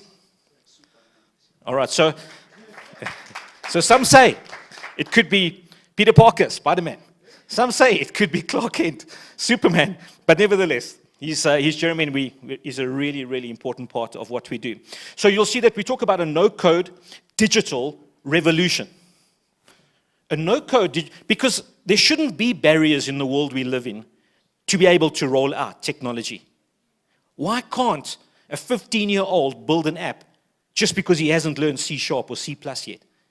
But if he's got the opportunity in his head, then we want to empower him to be able to deploy that solution. Whether that's in his school, in his community, whether it's in his church, doesn't matter. It's a digital revolution, and it's a no-code world. Jeremy? I use my hands a lot, so Jeremy's waiting for the cue, but I use my hands so much, he doesn't know when to change the screens. So first of all, I'm so proud to be able to say that this platform, our tech stack, is 100% South African, built just up the road in Fourways. By a great team, a great, great team. And so we're all about engagement, and these are the individuals. You imagine them. Whether you're an NGO, whether you're a corporate, whether you're a bank, whether you're a hospital, a government department, there's no reason why, if you can think it, you shouldn't be able to build it. And so our platform allows you to engage with any system that you currently have. Dr. Dan was talking about our childhood. So children play well, right? Well, most children play well with most children. And I just want to let you know, our platform plays well with most platforms. Okay, so it plugs into anything. We have this, I'm going to use an acronym now, forgive me, I'm going to use an acronym. And I know Doc's probably going to ask me what it stands for, but it's called APIs. It's a world of APIs. So we talk to anything and we play well with anything. And I'm going to show you some examples of that in a moment. Now, we've rolled this out over time to a footprint across pretty much, well, not every corner of the world, but largely. And to all of the brands that you see on the screen at the moment, to very, very few do we provide the content. We merely provide the enabling technology.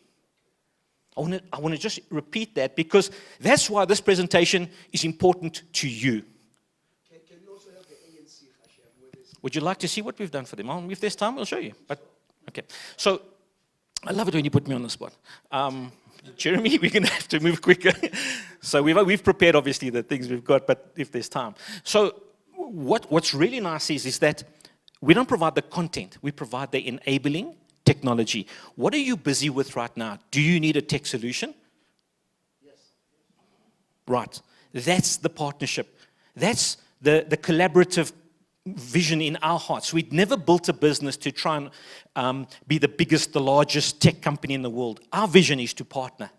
Our vision, we don't have offices in all of those spaces. What we're saying is, we want to go into your space with you. And a key thing, I love it also, I've learned so much. Dr. Dave says, for every voice, there's an invoice. So I love that. But I want to tell you that I'd rather make money with you than from you. I don't want to make money from you. I want to make money with you. Please, to those that are online and to those that are here today, engage with us and help us work together. We've got the tech. You've got the passion. You've got the marketplace. You've got the vision and the product and the service. All we want to do is work with you and enable you to have cutting-edge technology at your disposal. I'm going to, at the end of this, just show you some partnerships, and then we're going to get our good doctor up on the stage to do that. So what we've got here, just some of the typical business silos. I'm not going to go to each point, but as you cast your eye over it, won't you have a look and see if there's a pain point in your business in any one of these areas? If you've got a pain point, we've already got a sweet spot solution. These are our sweet spots. Have you got an opportunity? Are you about to do something? Are you going to be launching something? Are you trying to build your business? Are you trying to train, educate your staff? Are you struggling to digitally onboard your customers? Are you struggling to get a transaction performed? You're trying to collect cash. You're trying to deliver a product. Or you just want to listen. You know, that's the thing that I noticed the most. And I don't know who it was, but somebody said we've got 2 ears and 1 mouth. We should use them in that proportion. I think it was Abdul, right on the first day. So we've got technology that can do that. And I'd like to hear from you what you need and how our technology can bridge that divide. So very, very simply, we've got a rapid build solution. And I'm going to show you that in a moment. We talk to all devices. Across all channels, above the line, below the line, through the line. We don't have a line. Social media, I'll show you some examples in a moment. You'll get an idea across all the channels that you can talk to. Whether you're a parent wanting to engage with other parents at school, whether you're an NGO wanting to find out who needs your product, whether you want to engage cross-border. This is a cloud-hosted solution. It's AWS-hosted solution. There's no import-export here. I say that too loud, but you can use it anywhere in the world. Now, today. It can be deployed anywhere. No barriers. Talk about doctors with no borders. Technology also. So we'll just run through these points quickly. It's proven tech in the market the last 6-7 years. It's rapid build, rapid deploy, rapid data. It's cost-effective, omni-channel. End user centric, completely intuitive for the end user. Whether and you can do it in any language. We even do Arabic, which doesn't go left to right. So we've got a pharmaceutical company using us in Asia, in North Africa, and in the Middle East, and so languages aren't barriers anymore. So completely end-user-centric.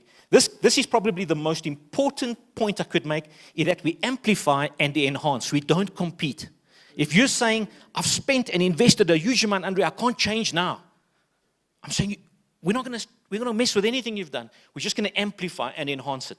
If you're halfway through a campaign, you don't have to stop the campaign. We just amplify and enhance your campaign. So wherever you're at, we meet you right there. And we integrate, and we amplify and enhance. And then the big one, of course, fully data compliant. So GDPR in the UK, CAA in California, POPI Act in South Africa, right through Australia. So whenever you're working with us at your engagement layer, remember, you can have your base systems. You can still maintain your whatever technology you have. But if you want to touch the piece that touches people, fully data compliant and protects the information. So we're ready to go. We're getting very close. I hope your hands are getting warm, your fingers, you can start exercising and flexing. We're going to be engaging pretty soon. But I'm going to ask Jeremy just to take us through a demonstration now of something we did for Harley Davidson.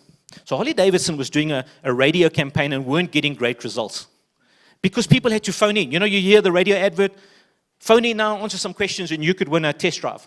And Harley Davidson weren't getting engagements. They wanted to get bikes, bums on seats. We had 2 weeks to prove up ourselves, and in those 2 weeks, we outperformed their expectations. They actually stopped the campaign because they couldn't handle the uptake. Because for the first time, the DJ said, didn't phone in, and he's a call center. He just says, SMS the word Harley. And if you SMS the word Harley, which the whole population could do, and our system can handle up to 90,000 concurrent users. Concurrent means not on the system at the same time, same keystroke. 90,000, which is built for stadiums and large organizations. So for the likes of Chicago Bulls in America, we'll be firing off the center court consoles, and people can merchandise, and people can vote for man of the match live, can respond to the video or the referee decisions real time. So now in this context, people at home, people driving, whatever the case is, could now participate, and so the numbers just went through the roof. What you're looking at the moment is what we would call a desktop view. So if you were on a computer, I'm really making it simple, that's what you'd see. And when you build it, you can choose which of these 4 elements you actually want. So you can hide and you can build as much as you want. But if you were to narrow it, I'm just going to ask Jeremy to show you how responsive it is. So watch, the screen will change, and that's what it would look like on your mobile screen. So whatever you're on, it will just shape. Now, for those of you in the tech space, it's like not wow, because it's just responsive design. But for those of you that don't understand that this is how simple it is. Now, you don't have to code that. That's already built into anything you build. Now, all right, Jeremy, so play with me, by the way, guys. I don't know how much you know about Harley Davidsons, but if you had SMS the word Harley and you wanted to get a hold of a Harley, you'd click on the button and would say, let's go. So the question is, do you own a motorbike license? I'm going to use Dr. Dave. Do you have a motorbike license? No, sir. No, sir. Not yet. Do you own a motorbike? Of course I do. Of course he does. It's a strange combination, no license, but do have a bike. But I'm not going to go there. Would you like to test drive a Harley? Yes? Maybe? Not yet? Yes. We'll just go with yes. Now, of course, based on your permutation of selections, you'll have a different conversation. And that's where we get the digital dialogue. No two people will potentially have the same experience, because depending on what you click, takes you down a different path. So let's have a look, see, I don't know, we're in Johannesburg. So let's say Johannesburg, and we're able to click you and connect you now. Before you click play, hold on a second. The minute you clicked on Johannesburg, we've established the link to the brokerage. They already know, because you sent the message that said, I'd like to play. You SMS the word Harley. So we have your number. So if I say DRC, it will click through the DRC guys. Absolutely, and we can. I'm trying to give an example of what we're doing. Dave, we're doing some amazing stuff across 12 African countries, China and the Netherlands for Imperial Logistics right now, and it's amazing what's possible if we put our minds to it. Now, before we watch the video, even the fact that we can watch the videos, is something to behold. But we created the link. That's what I wanted to say, to the dealership. So already by API, we have your number. We know you have no license, but you have a bike, and yes, you're interested in the test drive. So that warm lead is now hitting the dealership, real time. Now, we're going to watch a video, and I'll tell you the story. Could you make it just show that we can go full screen? Yes, with a bit of sound. Have to listen. You have to hear a Harley. Is the system not hooked up to sound? Sorry about that. But here you're able to watch a video. You know how fast it's playing? That's not playing local off a machine. That's playing, it's a compressed environment. And you can see the Harley Davidson. Won't you jump out again for us? Just pause and jump out for us. So unfortunately, you couldn't hear the Harley. But this is the effectiveness of the medium. Remember, you phoned into a radio. You had to phone into a radio. You don't see the Harley. You know how much you spend for radio advertising? You don't see the product. You have to hear a Harley. And all you did was SMS the word Harley, and the product's on your phone. You're watching it, and we know where you are, what you're watching it on, how long you watched it for, and we can advise the media agency to say your 3-minute video has got a sweet spot drop-off of 29 seconds. True story. And we can tell you that the males drop off later than the females. Not in real life, on the video I'm talking about. And we'll tell you, which province. We'll tell you a huge amount of information, and it's all permission-based, all within the POPI Act, GDPR, etc. There's no time to go into it now, but Jerry, could you just hover over the little icon on the top right? So you manage your own data there. You can click on that. You can make yourself anonymous. You can say, I only want you to connect on this number, or I don't want you to connect with me at all. So we remove the reason for you to have to call a compliance officer and regulate your data on the environment, fully taken care of globally. Now, we're going to continue, and we're going to say, let's play, sorry, the resolution's not great, but we're going to now go into gamification, because people learn when they're having fun.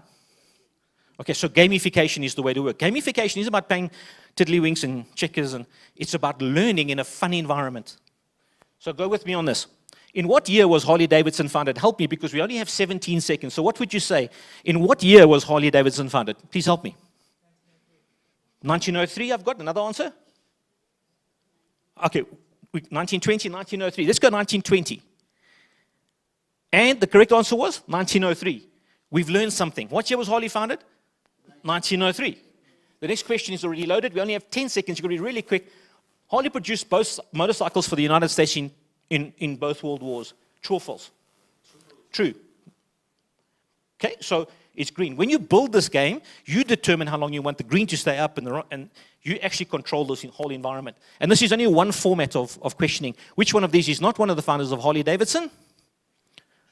John Williams, thank you. I heard that voice. I saw that hand. In 1994, Harley filed a what trademark application? Important. In 1994, what did Harley... Brilliant. Got to listen to Harley. Thank you. Last question. A, B, C, or D. So you understand the type of questions you can build? You can have true, false, A, B. You can have... Well, all right, but we only have 12 seconds here. Does Harley sell casual wear, collectibles, knives, or products? What are you sure they sell? Casual wear, are you sure? Collectibles, could be, because they do. Jeremy, pick an answer for us. We're going with A, which was casual wear. Jeremy, why don't you just load and let's say Dr. David. And Dave's now putting his details in, and you're going to do this now if you want to earn some moolah, right? So you're going to see it in action. And we can now have a look-see here at your ranking. What's really nice, and it may come up later, but just for time, I'm going to say we can share this. So if you had a great experience, what do you like doing? You want to tell your friends. Now you can share this. Here's the cool thing.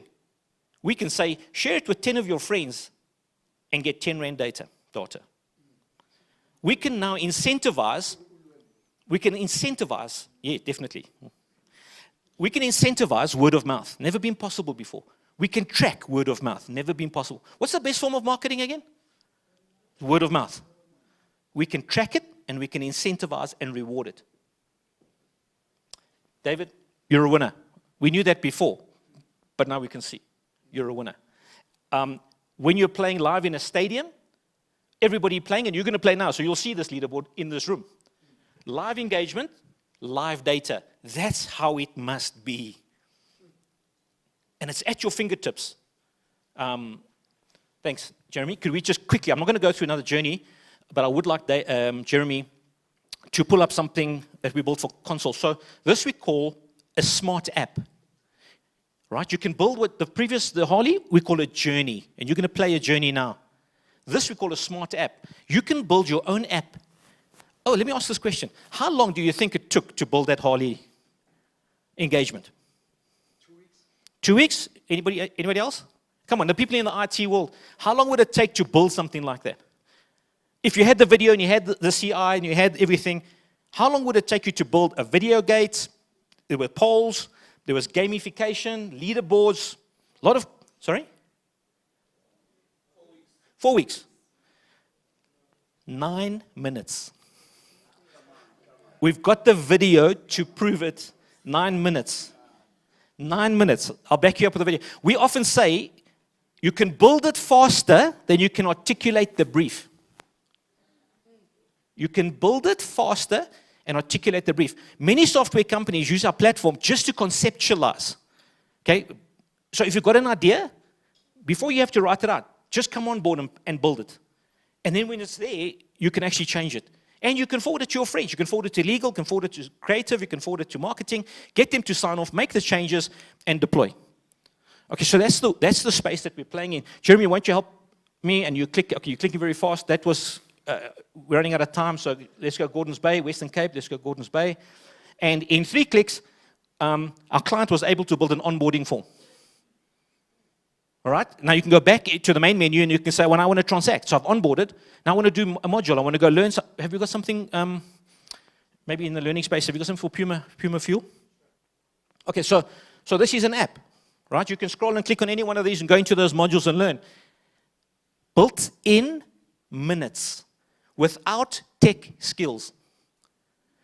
I'm going to ask you, don't be embarrassed. You're amongst friends. Who plays or who can play solitaire on a computer?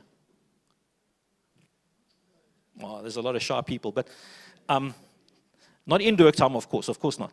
But if you can play solitaire, you can build what you're looking at. Okay, I'm going to show you that in a moment. But I think, Jeremy, maybe we could, after this, maybe could we just show, do we have any action boards? So when you're building something more than just one, so I just showed you one thing for Harley, and I just showed you one thing for Consol, and one thing for Puma Fuel. But what if you're building for the Australian island for a client called KFC? And it's clearly a favorite of mine.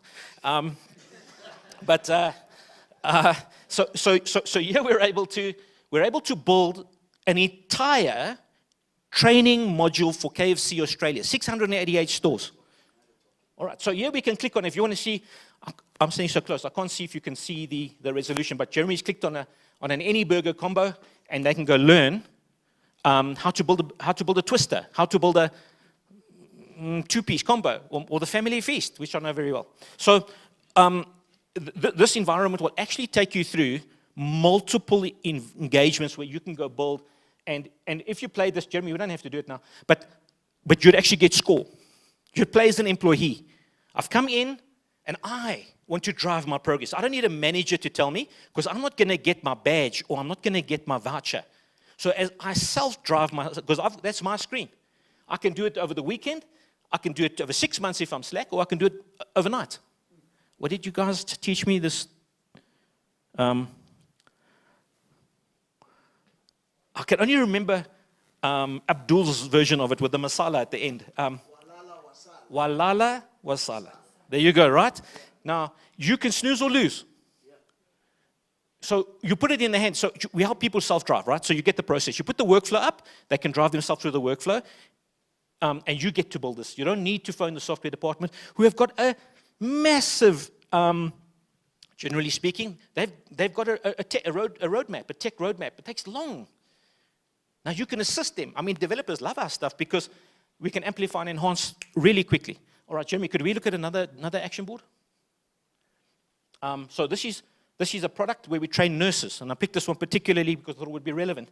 And it's on diabetes, and I think, Lorraine, you actually mentioned diabetes, right? So here you can actually see, as I do a module, the next one will unlock and so on. We don't have to go through it, but our client discharges that across multiple languages.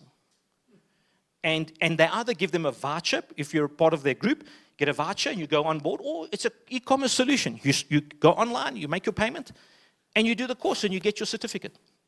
And that unlocks the next. The same platform that deployed Harley deploys this. I try and create that in your mind you can understand the diversity. Could we look at, okay, so closer to home, if you scroll down, our client Hollard is teaching all about finance. You know, if you want to talk about leadership and empowering your people and educating your people and growing them, provide that digitally. So this is for Hollard now? Correct. Now, our client covers the costs of the data. I just love data, so I'm data. Okay. So our client reverse bills it. So the learner doesn't pay. There's no barrier to participation, and there shouldn't be a barrier to learning. There shouldn't be restrictions to learning. And so you can come on board and you can do this, and we've aligned this so that it works strategically in their space as far as their branding and their and all their marketing strategies are concerned, but also for their BE scorecard. So we track how much learning took place in rural areas. And we track how much took place in urban areas. And we can tell you how long they're spending on the module. You thought that module would only be 3 minutes. But why is the user taking 7? Maybe it's because the content is too complex. And so we give them, good feedback. Jeremy, could we look at a dashboard quickly? So this is for KFC Australia. Why don't you go to the store participation, please? Top right, top right. There you go. Yeah, the main right. So here, if you can just scroll, these are all the stores, and you can just scroll down, if you wouldn't mind, scroll down over here, and you can just see all the stores in Australia that are currently on the program. On one dashboard, they can see all the store participation. Management can scroll down and look at the lowest ranking. You know where you want to put your attention. You want to focus on where your biggest problems are. So the Healthy Health, for example, can be able to see all their clinics? 100%. Not only all the clinics, I can double click on that, and I can see all the patients, and I can double click on that and go see all the doctors. Now that's where UBS would play a massive role, and I certainly would like to speak with you, because we're already engaging on that basis, and that's with those dashboards. So occupational healthcare is massive. And that's the space where I think we could really work together. So that's the beauty of what you put together, Doc, is the collaboration. Jeremy, do we have another dashboard to look at? If we don't, I mean, you get the idea of what we're able to do. But we can put that on a map. We can, the amount of data you can get is just, yes, absolutely. Jeremy, what's next?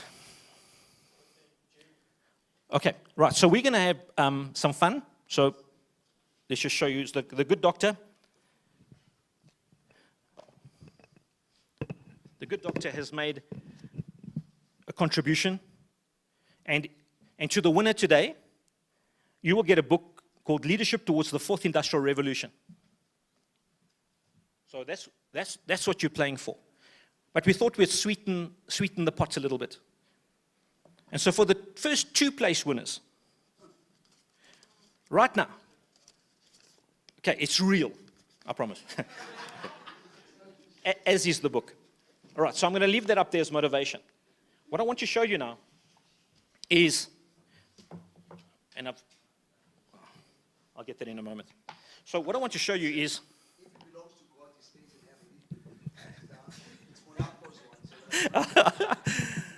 okay, Dave. All right, so remember I said it was easy as playing solitaire? So here are what we call the objects. I'm going to just work this way. All right, so here we have a deck of cards that our clients receive. You can now build your app. And there's no magic involved, but you can literally put an unlock code behind an upload audio statement. If you wanted your clients to do a poll, they would be able to do it. You literally on a table are able to take the cards out and pack them down. All right, I'm moving too quickly. You're able to pack them down and do the architecture or the design of your app. Okay, so you can decide I want to deploy by USSD, I can deploy by shortcode. How do I want to push it out into the marketplace? How do I want to entice? Do I want to have gamification built in? I'll just pack the cards out, literally pack them out on the table, tactile experience, team building experience. I'll say I want to open up with a beautiful image. I then want to go to taking a photo. I want to upload Fika. I want to upload my bank statement, my utility bill, and I want to onboard my clients. Okay, no software developer insight. You're able to then do that. What's nice is you go into our online environment, you log in, and these cards are digital. So what you did on the table, you just do on the screen. And you push, publish. And it makes it live. Now, we've already done that. Thank you. So we've already done that. And I'm going to ask Dr. Dave if he can do our first engagement with us. So we're gonna do it. And then each table will receive a QR code and a link that you can use to do what we're going to be doing now. So I'm going to, in a moment, I'm going to ask Jeremy to put the conference's game up, and I'm going to ask you to help me answer some questions, please. Unfortunately, the prizes aren't available to family, friends, and the usual, but it will be available to the audience. So, Jeremy, could you open? All right. Dave. Yes, sir. We're going to chat and have some fun anonymously. So when you get the paperwork, just hang back for a moment, because it won't be fair if somebody starts to play too early. The first question, Dave, is,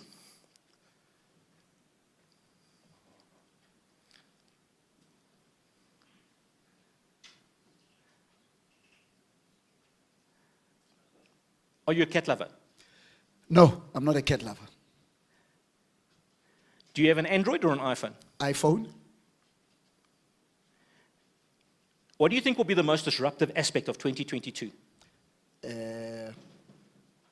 Well, one conflict already because of what's happening now. Okay. What, are you left-handed or right-handed, doctor? Right-handed, bro. Thank you. Just checking. What will happen, what will have the most impact on climate change? That one, ban on fossils, yeah. Are we working fast enough to save the planet? I think we're okay. I'm worried. We need to do more. We need to do more. What's your marital status? Happy or happy? I can't say unhappy. I'm sleeping in the garage today. So make sure. Hold on 1 minute, ladies and gentlemen. Okay. Let's put our hands for our speaker, the final speaker, David Lekwete, the investor, is in the house. Young man from Namibia with a name like David. You'll be sitting. You know what? Let's do it better, Dave. Sit close to His Excellency here. Then I'll invoice you later. Okay? you know, young man. That's what I do. That's our final speaker. He's going to be talking some good stuff. So he actually came correct because I want him also to be there, bro. Good.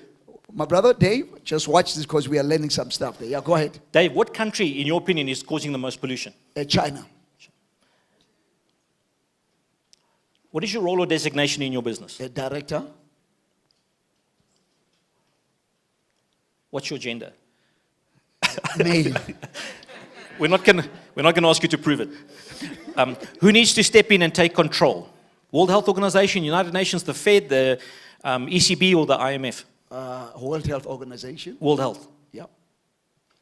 Who would you vote for? I know what your answer is going to be. Yeah, of course, David Malapo. All right, there can only be one, right? Yes. Yeah. Okay, so you can play again, but for the moment, I'm just going to have 3 attempts. Right, so everybody saw what we just did. All right, the tables are going to be, I don't know if we could hand out the, yes, hand it out. Everybody good? You can either scan the QR code. I'm going to ask Jeremy to put up the dashboard on the main screen. And then as you play, you'll watch how it changes. All right, so really go. Let's go. Remember, there's money to be won. Yeah, just get the scanner. Just take them step by step what they must do with it. Sure. The easiest way to explain this is open the camera on your phone and take a photograph of the QR code.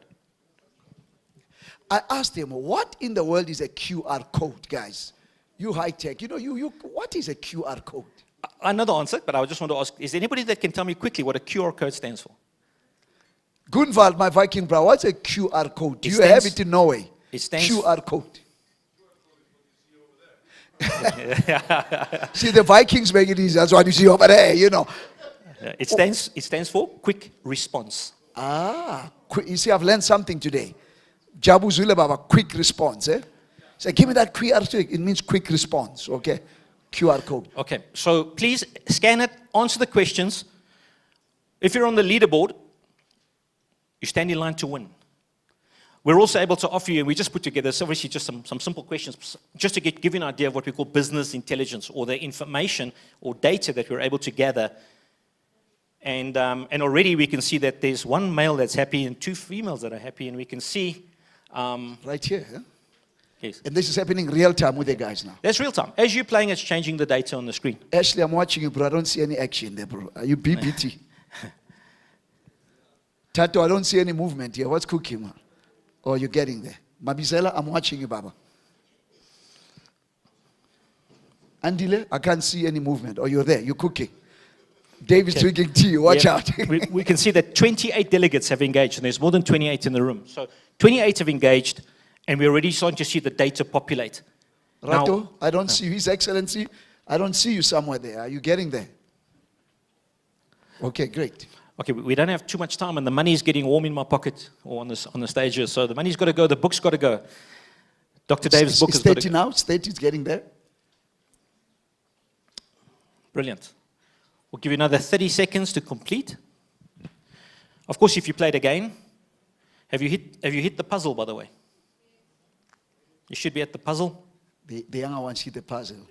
The old ones are still going the round way. Okay. That makhosana I got the abuame brago jebile mfowethu.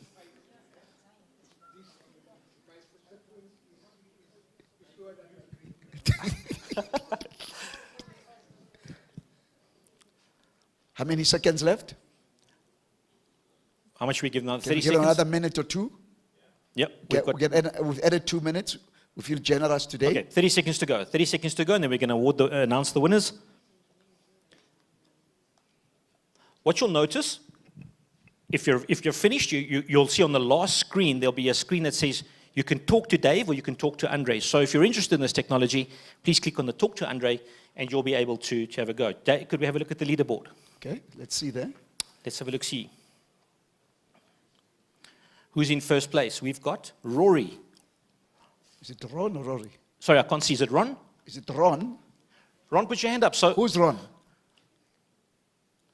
Oh, stand up. Let's see you. Or Rory? I thought so. Good. All right. And Amo's in second place. So if I could ask Rory and Amo to come to the front. Where's Amo? We're going to have to call it on that, Jeremy. I'm going to ask the good doctor to do the... Sure. That goes to first place. Okay. First, okay, Rory. Well done. Can we get a round of applause? Thank you. Well done. 10% goes to God's child. You must teach them tithing now, okay? Congratulations. Congratulations. Chief, how's it, my brother? Thank you so much. Have you noticed the younger generation? Well, why is it this younger generation? Well, there you go. Come on, give him a round of applause. Thank you. So it is interesting that we've got the young folk. And if you want to be talking to tomorrow's market, you have to be doing it on one of these. But you also have content. Talk to us about what information have we harvested already? We've harvested so much information. Thank you for asking that, Dave. Yeah. So we could filter. Could you go to, if we wanted to know, for example, somebody that answered, for example, a yes. Andile, you're watching this, eh? Could you just expand? Andile, you're watching this technology. Eh? So we can have a look, see all the people, and could you filter, Jeremy, for yeses? Or could you filter up at the top right? Yeah, over there. We want everybody that said yes. Right there. Could you export that to Excel? Wow. All right. So there's all the yeses so far that we've got. All right. So what we did was we built it quickly. We deployed it. You saw the data building.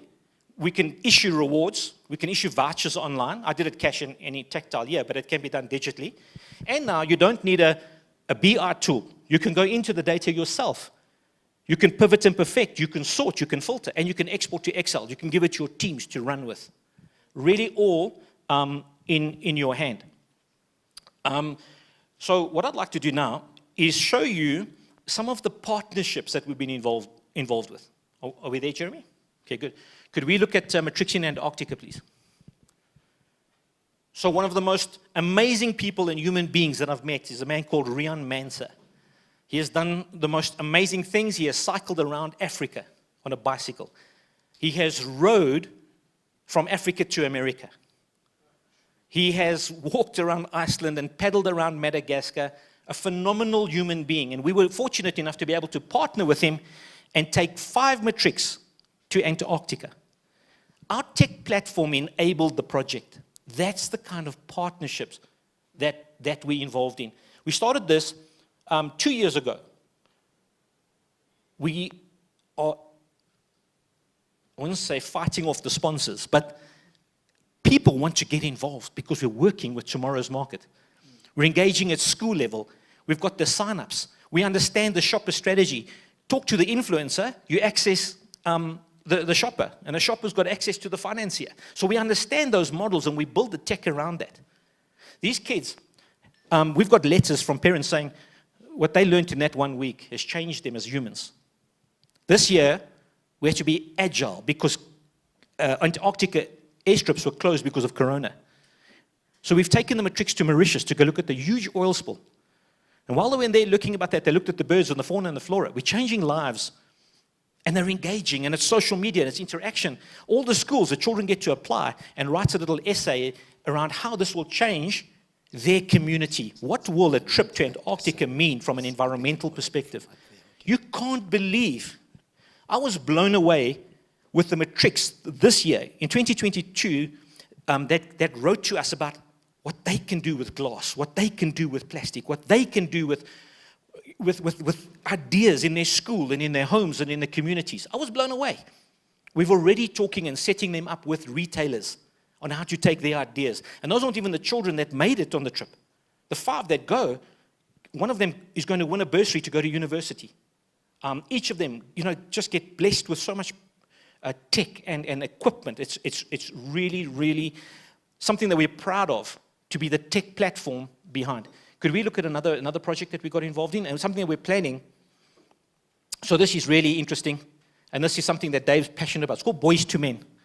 And we've got something for young girls. It's called Like Woman, Like Warrior. Okay, so we're taking boys away for 1 week. This year, we're only taking 48 boys and 48 girls that are in high school. Next year, we're doing 2 of them. Now you'll say, but Andre, what's it got to do with YourUp Connect? YourUp Connect is the tech platform that supports the project, but we love the project. So if you've got something in mind and you don't have budget, or you don't have capacity, or you don't have access, we'd like to partner with you. So let's just have a look. We haven't got time now, but can we just flick through the slides? We're just taking them on a formidable but fun camp. So I'll give you an idea of what's happening. With NSRI, we take the boys out in a boats, 2 boats, 48 boys, into the Atlantic, flip them over, with choppers and all the safety stuff of the National Sea Rescue Institute. We teach these boys we don't just talk about being agile, and talk about being resilient, and talk about being brave. But you must be sure you can swim now. You can't be flipping Absolutely. boats and, Yeah. some of us cannot have, you've got to be sure you know how to swim. 100%. But we've got our nation's best, the NSRI there. Okay, just check so- it, bro. So don't want somebody then coming in, then can't swim, then give my tata fella, bro.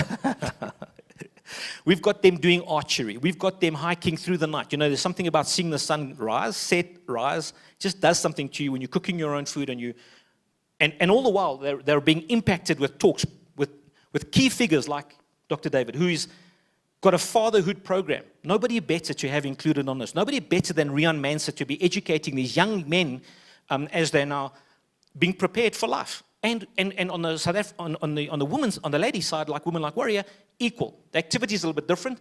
The content's a little bit different, and the speakers obviously ladies. But here you get to see what they get to do.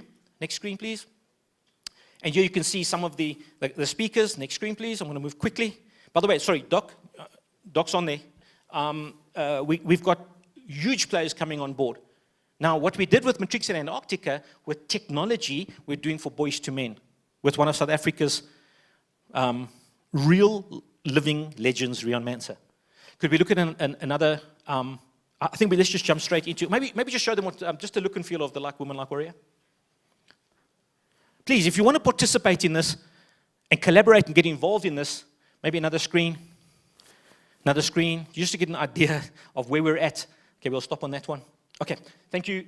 Thanks. Could we jump to life test? So we're partnering with another visionary, a man called Jean-Claude Allegrici. Okay, you get a prize just for saying that. Jean-Claude Allegrici is one of South Africa's leaders, and we have a medical device. So these devices can, and I'm going to ask you, because any doctors in the room?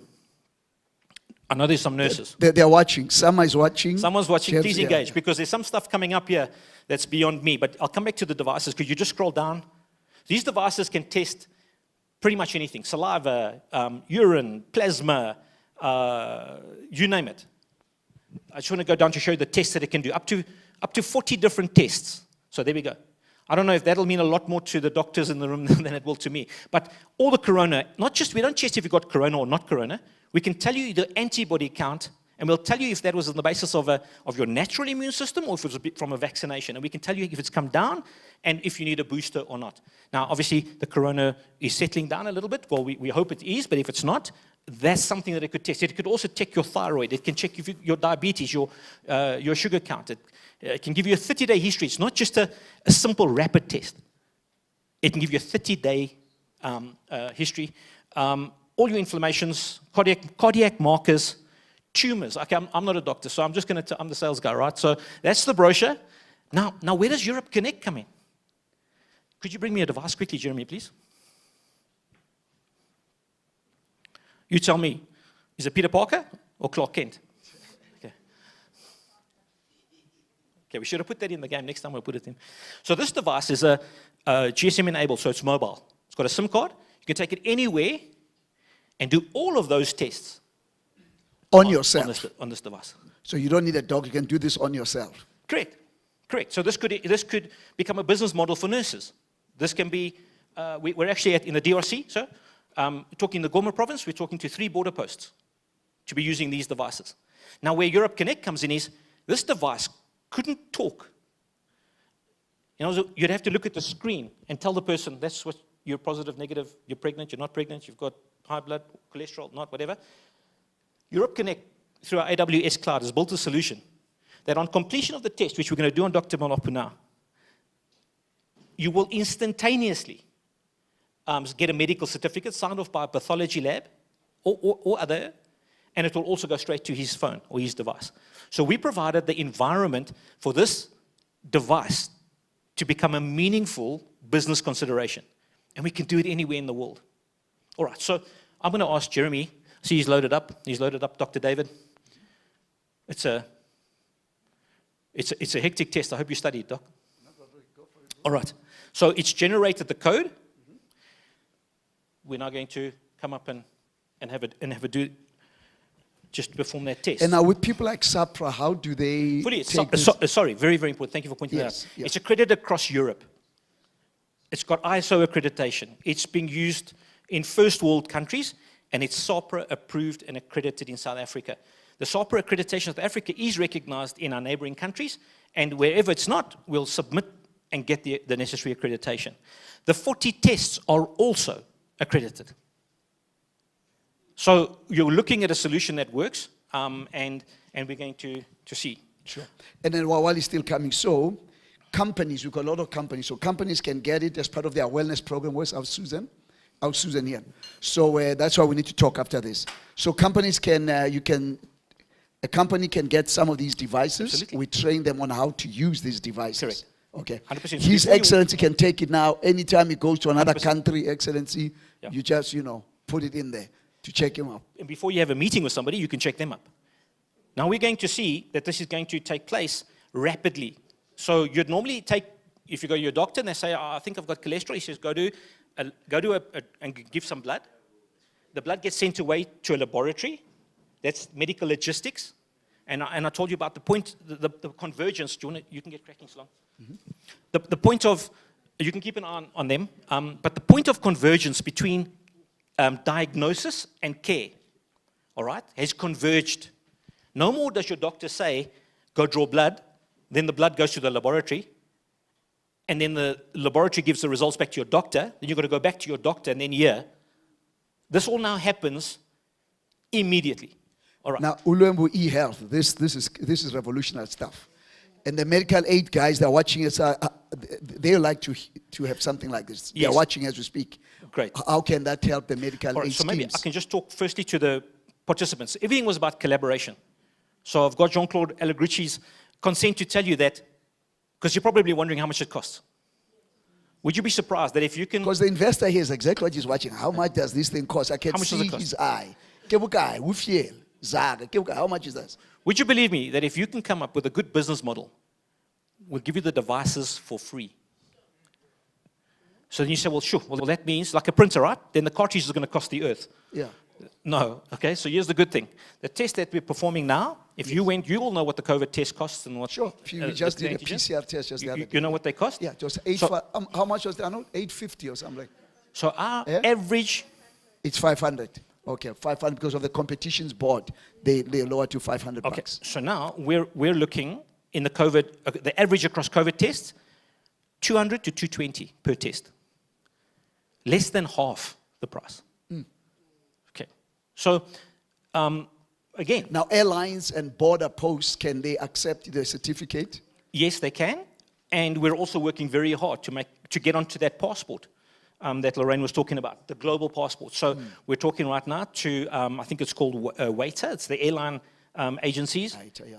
And you can now and it's right now COVID is passing, but it's still good to know that if I get a call, I want to know before I have business meetings. But remember, this conference today is post-COVID, so this is good. This is a technology that's now, Yes. COVID has accelerated the way we're doing 100%. things. Just like cryptocurrency with Ukraine and Russia, there's no money. Swift code shut down. Correct. So cryptocurrency is now accelerated there. 100%. So this is fantastic. But as we move on, obviously it's going to be smaller because remember, the fifth industrial revolution is here. So nanotechnology, for right now, is like those old phones, like a brick. But as the technology comes out, it's going to be smaller and smaller. It will That's where miniaturize. we're going. Miniaturization will happen. Yes. We've got a real big boy. It's about this big, but it can do 8 at a time. So How many? 8. Okay. So if you're wanting to go into FNB Stadium, you could have at each gate, you could be testing people, and heaven forbid there should be another pandemic. But we don't know what lies around the corner. But the technology is ready now. So we can now start testing. If we come to the workplace or go to a client site, it's a matter of seconds. So what has happened is that Jeremy has put the sample. There's a chemical reaction that takes place on the stick, or the cassette, as we call it. Okay, now, we don't really have a camera now, but I think you might see it. Will it pop up straight away? Yeah. Okay, so we'll certificate come out. So he's going to pop it in, and in less than 10 seconds. Oh, Susan, less than 10 seconds. In less than 10 seconds. She must check. She's the nurse. She must check. You'll be able to It's see. like some of us preachers. I can see, yeah, but let me see first. Let me verify. We can. Right, so we did a basic antigen test. But imagine the job creation for a young, remember my passion, unemployed graduates. Some of them, medical students who are just sitting doing absolutely nothing. And what I like about this, any person can be able now to take control of his or her own wellness. Isn't that amazing? That's the technology. We don't have to be lining up in these hospitals and clinics, these queues that are killing our mothers and fathers. That's where the technology is going. So Susan is checking up because she's a certified nurse for 30 years. So she's high tech. Yeah. What's exciting about this technology is every 6 weeks we're adding more tests. So we're currently working on sickle cell. We're currently working on a few others that can do these tests. This does not compete with the pharmacy 20-buck little Spugenplak test. That's not where we're at. It's a sophisticated solution. It's a proper approved, and you'll see the certificate that get issued now at the same time. What I'm really excited to tell you about is that this is going to be moving into the veterinary space. So now we can, because if we can do it for humans, we can do it for animals. So now you don't have to,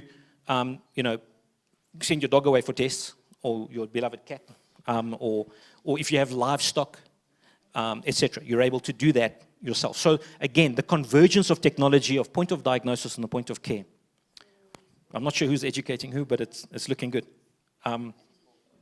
We'll get the... Yeah. We're wrapping up now. I want them to see the results. Sorry, we just need to get the certificate we're running out of just on time. Then you and Susan and Uluembu, we need to connect. Now, 2-3 questions before we wrap up. Yes, sir. So for right now, who are the clients that we're looking for in this technology? In this particular space, I'm speaking on behalf of the company, our partner, LifeTest. As I said, his name is Jean-Claude Ariel-Grucci. I'd love to set you up. On our website, which if you played the game, you now have our website on your phone. And all right, you're going to open up the certificate quickly? Thanks. So there we go. There's David Malapo's test certificate. Okay. I'll Susan, you're my nest. Okay. Okay. Just checking. My wife is a Okay, cool. All right, so once you go to our website, please, Jeremy, and just go to the contact form. So anybody, you've asked me 2 questions. Let me start with the first one. Sure. So anything you've seen today, whether it was any of our partners, whatever we speak for, we speak on behalf of our partners with their permission. If you want to get involved with Matriculum and Octocare, if you want to get involved with Boys to Men or Like Women Like Warrior, if you want to get involved in LifeTest or any of the clients that we work with, we collaborate and join you. So if you've seen something that you think can work, we'd love to introduce you, but we are looking for anybody that can bring scale to these opportunities. In other words, we're looking for, if you think that Zimbabwe needs this device, tell us. If you think Kenya wait needs until this David. Why do you think I'm going to finish up with him now? Okay. But for right now, Tabby, because I like practical stuff. I don't like, you know me. I don't like this nonsense of just conferences. Sure. When we finish up, Tabby is the son of His Excellency. And remember, I was rebuked. Because after Dave, he's going to close his conference. I limited him only to be the ambassador of all African ambassadors. You were there, he corrected me. He's the ambassador of all ambassadors in Africa. Come on, give him a good round of applause. His Excellency there.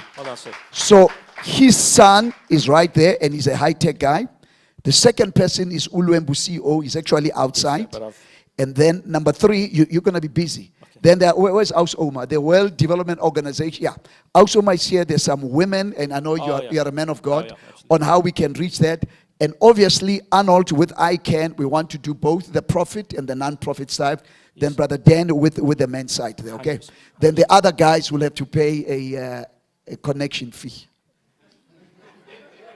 That's what you white guys taught us, right? Yes, yes. So if you go onto our website and you go to our contact page, and the question is, where did you hear about us? If you say Dr. David Malopo, you get first-class treatment. Everybody else gets platinum, but you get first class. Okay, and then also we'll structure something really nice if you've come out of this this conference. There's so much to be said. I just want to say thank you very much for the opportunity. Thank you all as well. Andre, I know I've pushed you spoke fast, but to the ICANN team, I think it's May 17 and 18. Right here, we're going to be having Future Technologies, Future Skills Conference. We now need to promote our own people there. So please diarize that. And Andile, when is that conference that we're going to talk about, Dave? When is it? May. Do we have the date yet? 11/13. Okay. So 11/13, we are going to support Dave. 17 and 18, we are here. So, bro, thank you. And again, he's going to be here. He's not rushing. Let's make sure we give him a good one. I appreciate you, my friend. Thanks so much for your support. Give him a wonderful round of applause. Dave. Let's just do this stuff, all right? Last speaker is here. I wanted them to test you, bro. You know. Thank you. Right. Can I have a seat, my friend? All right. I'm going to be talking. Thank you. Can I have my phone? I've got some couple of questions for our last speaker and His Excellency. I need one like this, not a big one. It's like a brick, that one. Eh? Oh, we're still well on time. So 2 o'clock, we'll have the meals, everything done. My brother, how you doing, sir? Good afternoon, good afternoon. Must I say, of course, Dr. David, but King David is what I call you. David is fine. I know I'm older than you, but David is fine. Remember, Jesus was just Jesus. So what's your full name, my brother? Okay. You know why I'm calling him King David? Because I know when you name your kid David, it means wisdom. You understand? For my side, of course, my surname is David. My grandfather decided to name the whole generation or family with David. So wisdom all over, guaranteed for the next few years and many generations to come. All right? Yes, but first of all, yes. To have a name like David, you know, as you know, it's a joke, but it's true. It's excited to be here. Goliath spoke 44 words, but you know how many words David spoke? 133. So we are blessed, but we're going to limit ourselves. Where are you from? Please don't tell me you're from your mother, but just tell me, where are you from? Of course. I'm from Namibia. I call myself a lawyer premier. For obvious reasons, I studied law, I studied business in Cape Town and in Namibia. But passport by Namibian by passport, international by business. The lawyerpreneurship, I've never heard of that. Lawyerpreneur. Lawyerpreneur. You grew up in Namibia, yes, but went to school here in South Africa. Correct. I studied in Cape Town, UWC. that's down in Bellville. It's exciting to be here. Of course, when I heard the theme of this event, of course, it states, and I want to get it correctly, that it's about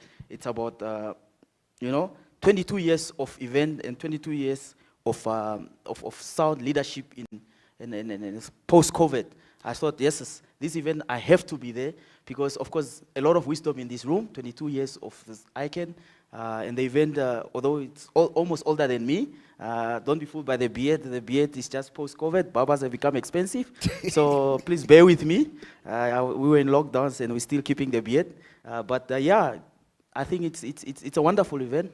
And there's so much wisdom. As I said, I lead R&D Holdings. It's a company that operates across Africa, internationally in Dubai. And of course, as Doc, as you said in your introductions, I also lead a forum that we have championed through COVID, because your theme is leadership post-COVID. So we have a forum, and I founded a forum called Invest Southern Africa that looks as to say, listen, why don't a boy in Botswana, in Maun, know about Umhlanga Rocks, right? Middle class. Why don't the pensioners and the retirees in Swakopmund, Namibia, don't know about Umhlanga Rocks, beautiful places, and vice versa, all right? So tourism must be driven by us. Manufacturing must be driven by us supporting each other, because when COVID happens and everybody locks us out, like it happened in December, while in Dubai they were still having the expo where they are inviting the world, they lock us out. You understand? So we have to expose this opportunity, and come 11th to the 13th of May, We'll come back to that. I think there are 5 more questions, then we'll come to that on the 11th day. The first one, what has been some of your key learnings and observations around healthcare? Okay, I think it's healthcare, of course, through post-COVID in the past 2 years, it's demonstrated that it's a very, very important sector, and it's an important sector that that most of us took for granted. But we have seen now that if healthcare is threatened, then business does not take place, because social distancing happen, lockdowns happen, and so it's important that we exercise extreme good healthcare in our countries, in our businesses, in our communities, so that economy and business can take place. So I think it's critical sector. It's very important. Question number 2. As a founder and chairman of R&D, by the way, what is R&D stand for? R&D stands for my name. It's Regton Demufayo David. Okay, be slow there, Re. Regton Demufayo David. Demufayo is... It's an Afrikaans, Regtor. What is that? Regtor is my commercial name. Demufayo is my village name. Awesome. Yeah. So it's always, they call my strong name. So of course, Regtor is, Namibia is Afrikaans. Namibia is... it's a colony of South Africa. It's an extended little brother of SA, so it comes from that generation. But R&D is not only just in the healthcare, you're also in legal, in fisheries. Share with us the kind of businesses you're involved in. Yeah, I think, you see, Doc, COVID has shown us that if you focus purely on one business, most of us will not have survived COVID. You need to be diversified in order to survive. So that's why at R&D, and I was excited that earlier in my career, when I started, I worked for a version of Bidvest in Namibia, right? That managed to expose me to diversification. You know, Bidvest, it's there, it's food, it's airports, you understand, it's banks. The chairman is our friend, Bona He's probably watching this program. Of course, very, very, very, Brian Joffe, very inspirational man. I look up to him, I read his books, and all, of course, the other guys, Johan Rupert, etc. Dr. Richard Maponya, I read those guys. Of course, Dr. Malopo as well. So R&D is about diversification, and I think through diversification, we managed to survive COVID. And and now we are doing exciting things to say, we want to share these lessons of diversifications with other young Africans. That's why we've got the Invest Southern Africa conference taking place in May, 11th to the 13th Centen Convention. And we're saying we need to trade amongst ourselves tourism, right? Because we saw that our hotels were standing empty. The big Hilton in Durban, Hilton, it was standing empty for almost a year, and everywhere else. So why? But with you see, with Africans, we didn't need to ask each other whether you are vaccinated with Johnson & Johnson or Pfizer. We could travel, but the problem is because we always took tourism to mean somebody who comes from past Africa. Some pensioner and retirees from Berlin, etc., etc. So now, but they will say, that's your country. What type of vaccine do you use in your country? In South Africa, in Botswana, by the deltas and the nice elephants there, or in Tanzania? No, you're using Sino, so we're not coming. But we need to trade amongst ourselves as Africans, because just like your theme says, leadership in healthcare, healthcare is essential, but through adjustments and Africans' flexibility, we can make it work amongst ourselves. So that's what this Invest Southern Africa When did you start this Invest Southern Africa Forum? Yeah, it's, of course, we started it together with other African young people. They are here from different countries. In fact, why don't, if they are here, I know yeah, you of course, they can stand up. Can you stand up? Let's see them. Some of them, yeah, you can see. They are the ones that are well-dressed in the room. I'm sure you can go around and just check. Everybody that's well-dressed is part of Invest Southern Africa conference coming up. So they are easy to spot. So yeah, we started it together with young people through COVID to say, listen, it's good that we call investors only people coming from elsewhere else. But we've got our own finances. I'm excited to see what, of course, my colleague and my brother was presenting. And I was talking to my operations manager there to say, listen, we have to get, my bag is only so small when I'm traveling back now, but I want 50 of those so that I can go sample already to say, how do I make this work? So I'm already that conversation with him to say, I want to squeeze in 50 of those devices in my bag and come back for more once I've got bigger luggage and bigger space. So that's what it's all about. That's an African guy, he carries stuff immediately. Yeah, that's what it's all about. Yeah, but Dave, let's focus now strictly on that forum investment thing. Yes. Why was it important for you to focus on this Invest Southern Africa? We'll finalize again the May. We're not going to rush. Who's going to be there? But tell me the reason, the rationale That's the word I All want. right. The So- rationale for that. All right, so the Invest Southern Africa Forum is that, it's of course that's happening at Sandton Convention Center, 11th to 13th of May, is to bring all African entrepreneurs together for us to, focus on tourism amongst each other, promote it. The lodges in Botswana, in Tanzania can come set up here, exhibition, and they sell their same everywhere else. So whether it's the guy who's got a lodge, who's got a guest house, all of us come together because not everybody has got finance to go to Dubai to the expo there, because the flight ticket to there takes you about 25K plus accommodation, etc. But to Joburg, of course, it's probably 10K. You can cover with the whole trip and exhibition within that budget. So I think that was the purpose. And then after that, of course, our forum, what it intends to do is we are bringing on board and networking all these little establishments and and SMEs, future giants together, so that after that, return on investment and how we continue working with them is that we then take their flyers, their website, their info, that every time there is something happening across the world, the Invest Southern Africa Forum is there to represent those guest houses, those lodges, those safaris, everything across Southern Africa.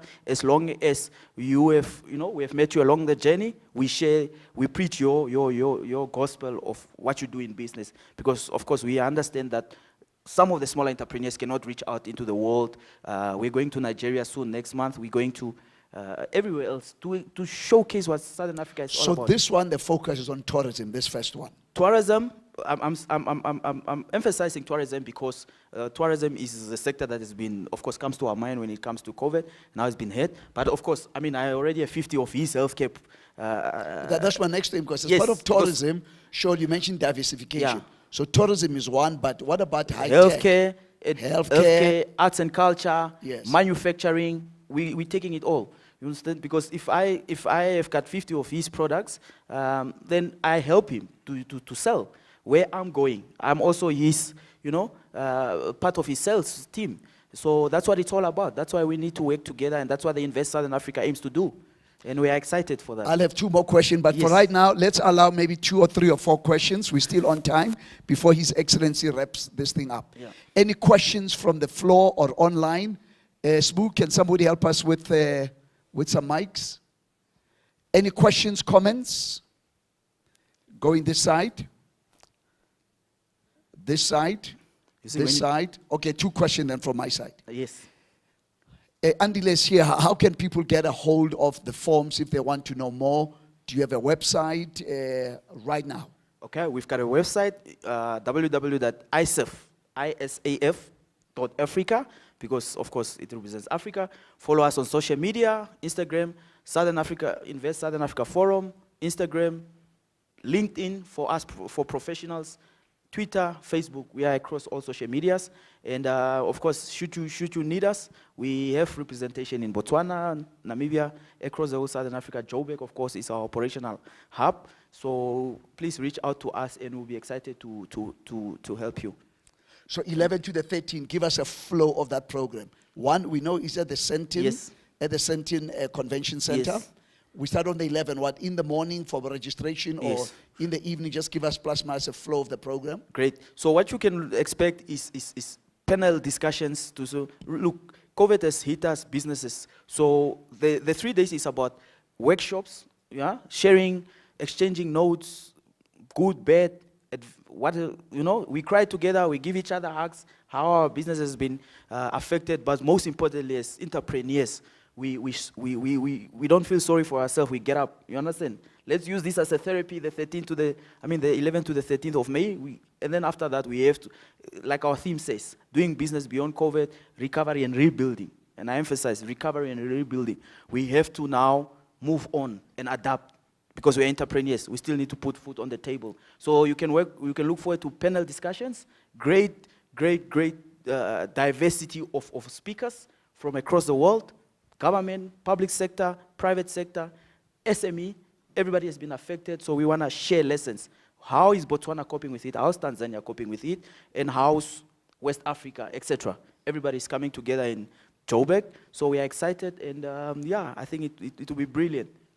The last thing before His Excellency closes this conference, what you don't know, His Excellency's passion is actually young entrepreneur. So that's why he's watching you. He's right there because you talking his language. Final thing now, look at the camera right there. Yes. Because the people here and online, and remember, this is also going to be televised. Brilliant. Why don't you maybe just go give them a pitch, 2-3 minutes, words of encouragement, and a pitch of why they must support, All right. particularly the young African entrepreneurs. Brilliant. I like this forum. Theme is straightforward. It says raising leaders, impacting nations. So as investors in Africa, we share the same interest in that we want to raise African leaders to say we have to depend on ourselves and we have to raise our own African nation so that next time COVID or whatever other pandemic comes along, we do not have to ask each other whether you are vaccinated with Johnson & Johnson or is it Pfizer or is it Sinopharm. Business will continue, no hotel will be empty, and nobody else will have to, or vehicle parts have to run out of because somewhere in the world they are bombing each other. No, business must continue amongst Africans. So I submit as a lawyer. Well, I rest my case. Ladies and gentlemen, let's support this initiative. Great. He will be What's here up? for lunch and we'll network. All right. Thank you, my brother. Thank God you. bless you. And this time we're going to bring to the stage the man who started this conference 3 days ago. And we want His Excellency Ben Mpoko, Ambassador to the DRC, the Dean of all ambassadors in Africa, to please come and close this session for us. Let's put our hands together.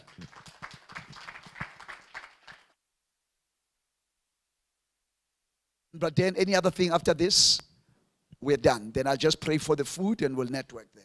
So you want to be sitting here or you want to be doing some dance or something like that? I'm naughty, he knows that. Thank you, sir. Too naughty sometimes. Well, thank you very much, Dr. David Molapo, because this has been 3 exciting days. And I came here basically to learn, and I learned a lot. I wish I was a little younger like this young man here. And then I would know that I can do more. But I am also proud because my son Tabi is here. And I believe in the youth entrepreneurship. Because the young people want to build the Africa of tomorrow. The other day when I was speaking, I was saying, we need to build the Africa that we deserve. Right? And we can only achieve that if we empower the young people. They are the future. We need to empower them. Now, I am very pleased to listen to a young entrepreneur like David because he's very inspiring. He's doing exactly what we hope most of the young people on the continent will do. No one else is going to come to build this continent for us. The other day I said, we build Europe through our labor, through our resources. We build America. Why can't we build Africa? Why not? What stops us? So the challenge is going to be, how do we make business models from the lessons learned from this conference so that we can go back and implement what we learned here? We had to implement. We didn't come here just to listen. We came here to learn and implement. That includes myself. Because I'm stepping down from my current position as the ambassador of DRC to South Africa and the dean of the diplomatic corps to engage into a program of promoting the youth entrepreneurship. We have to do that. With all the experience, because I've been in banking, I've been in international institutions and so forth and so on, I want to share those experiences with the young people to motivate them, to push them. The same way I push my own children. They're all entrepreneurs. All my children are entrepreneurs. Not people go to school so you can go find a job. Yeah, you can find a job to learn.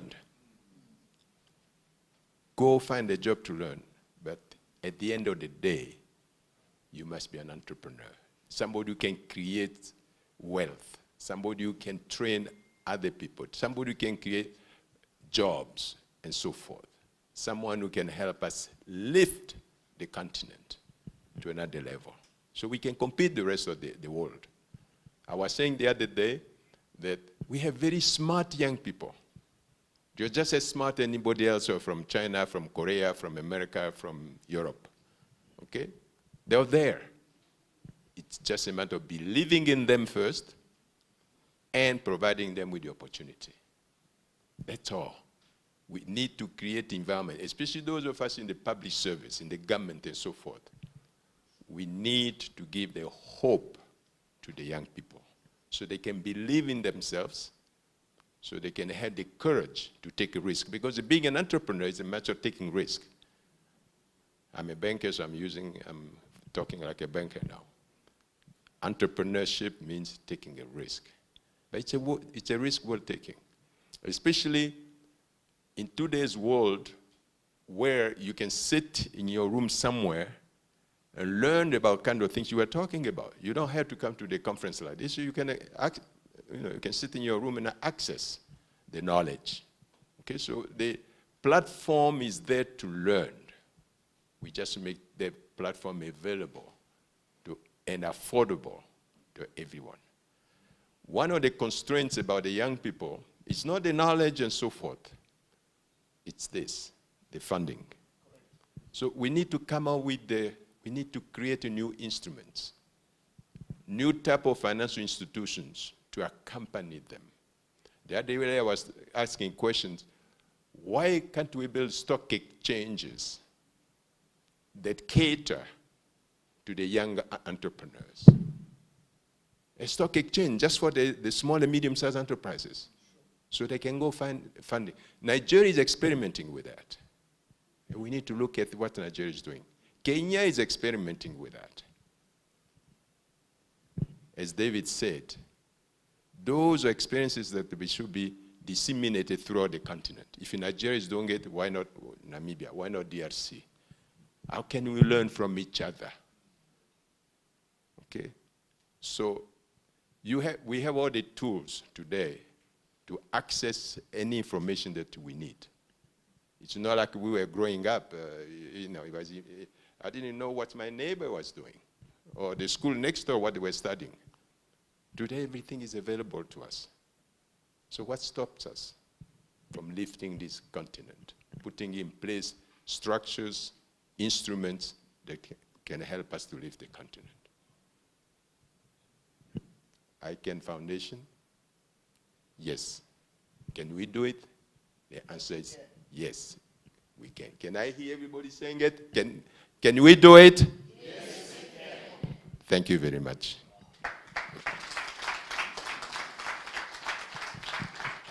You can do better than that. Don't be stingy with your clap offering. Thank you so much, sir. Thank you.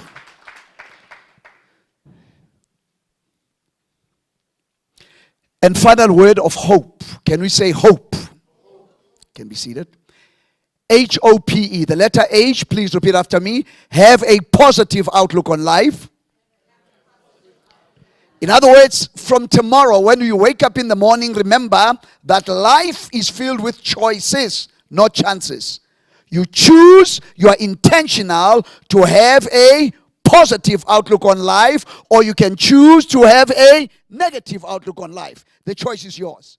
You can't blame government, you can't blame Ukraine, you can't blame Russia, you can't blame the African leaders. It is your choice.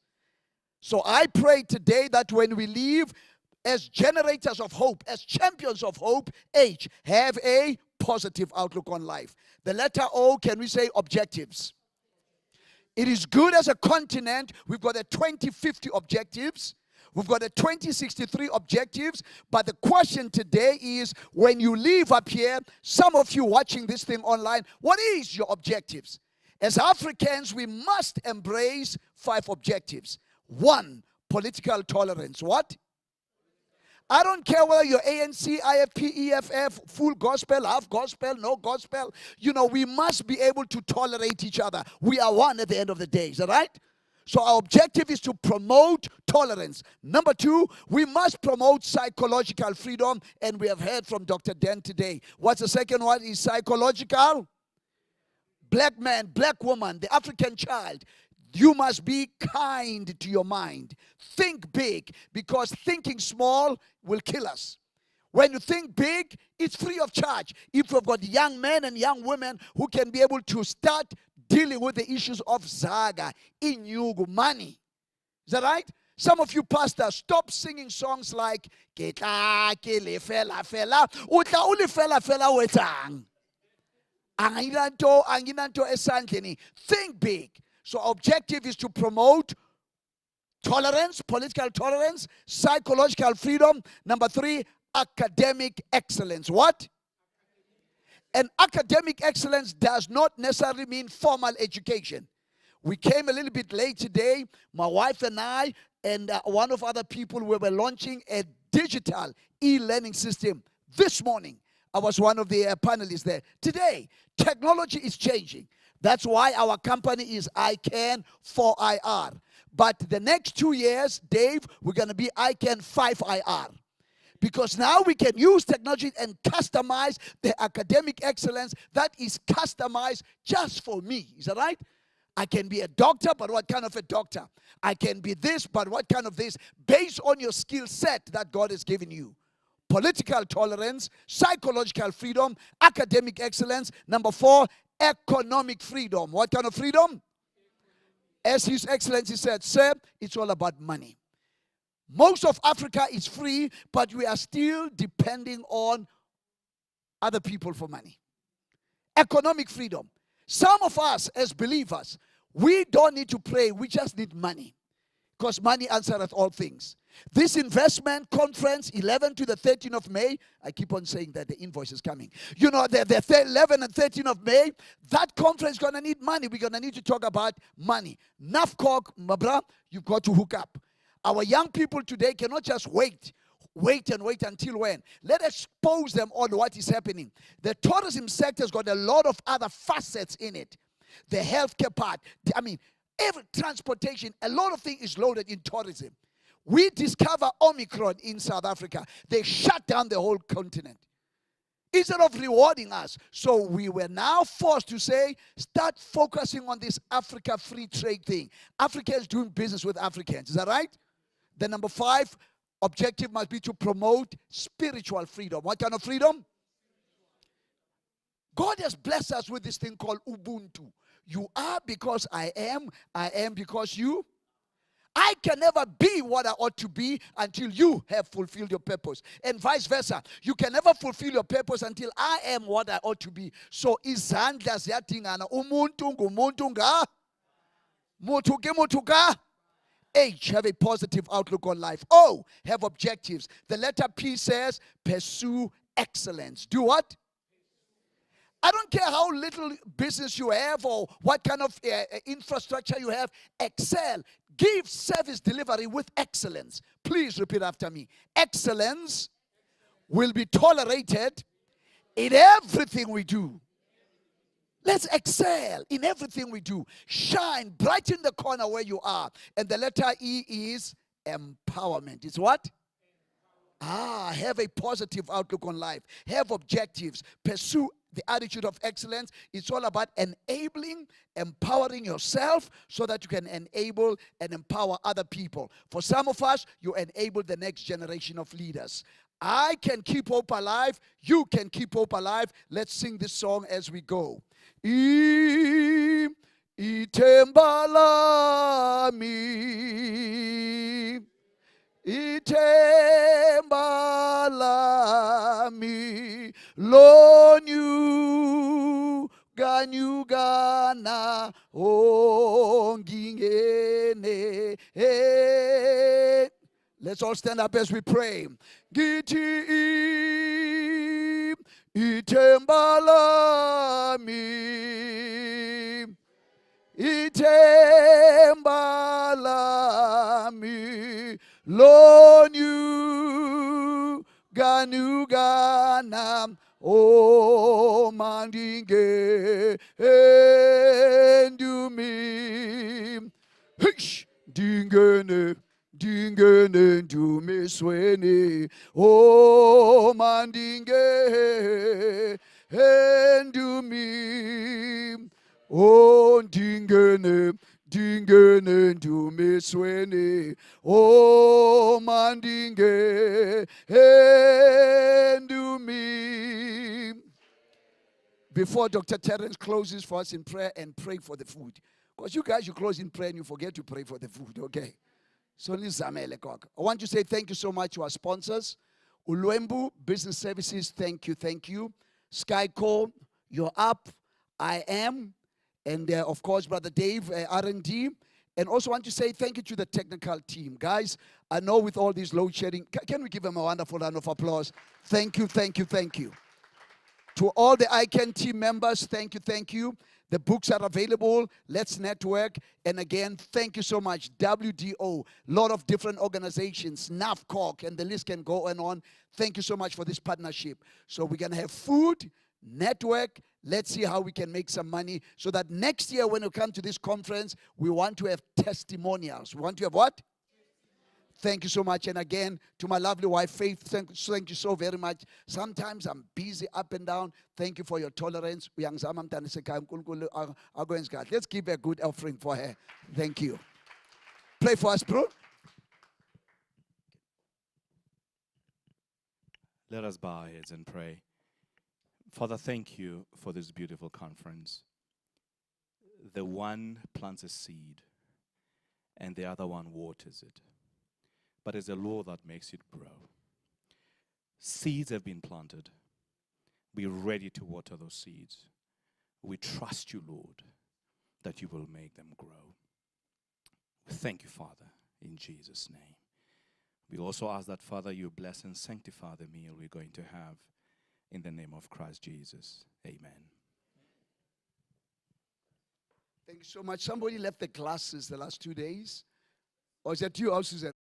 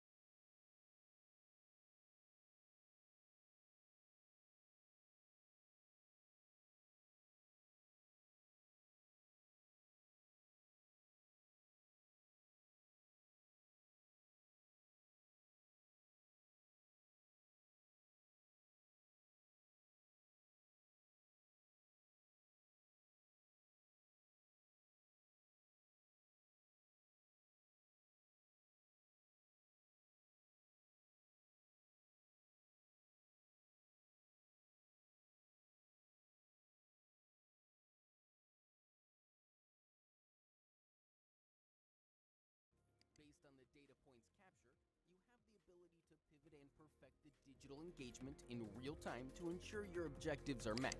In this instance, we decided to create more FaceTime on a live journey and replace the poster gate with a video gate. Within minutes, we were able to see the positive impact of the change in real time. URUp enables organizations the ability to track and capture analytics across every communication.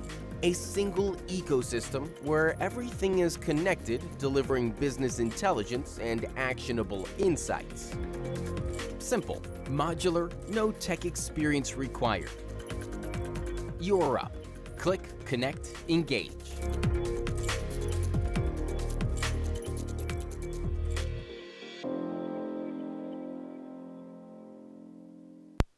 This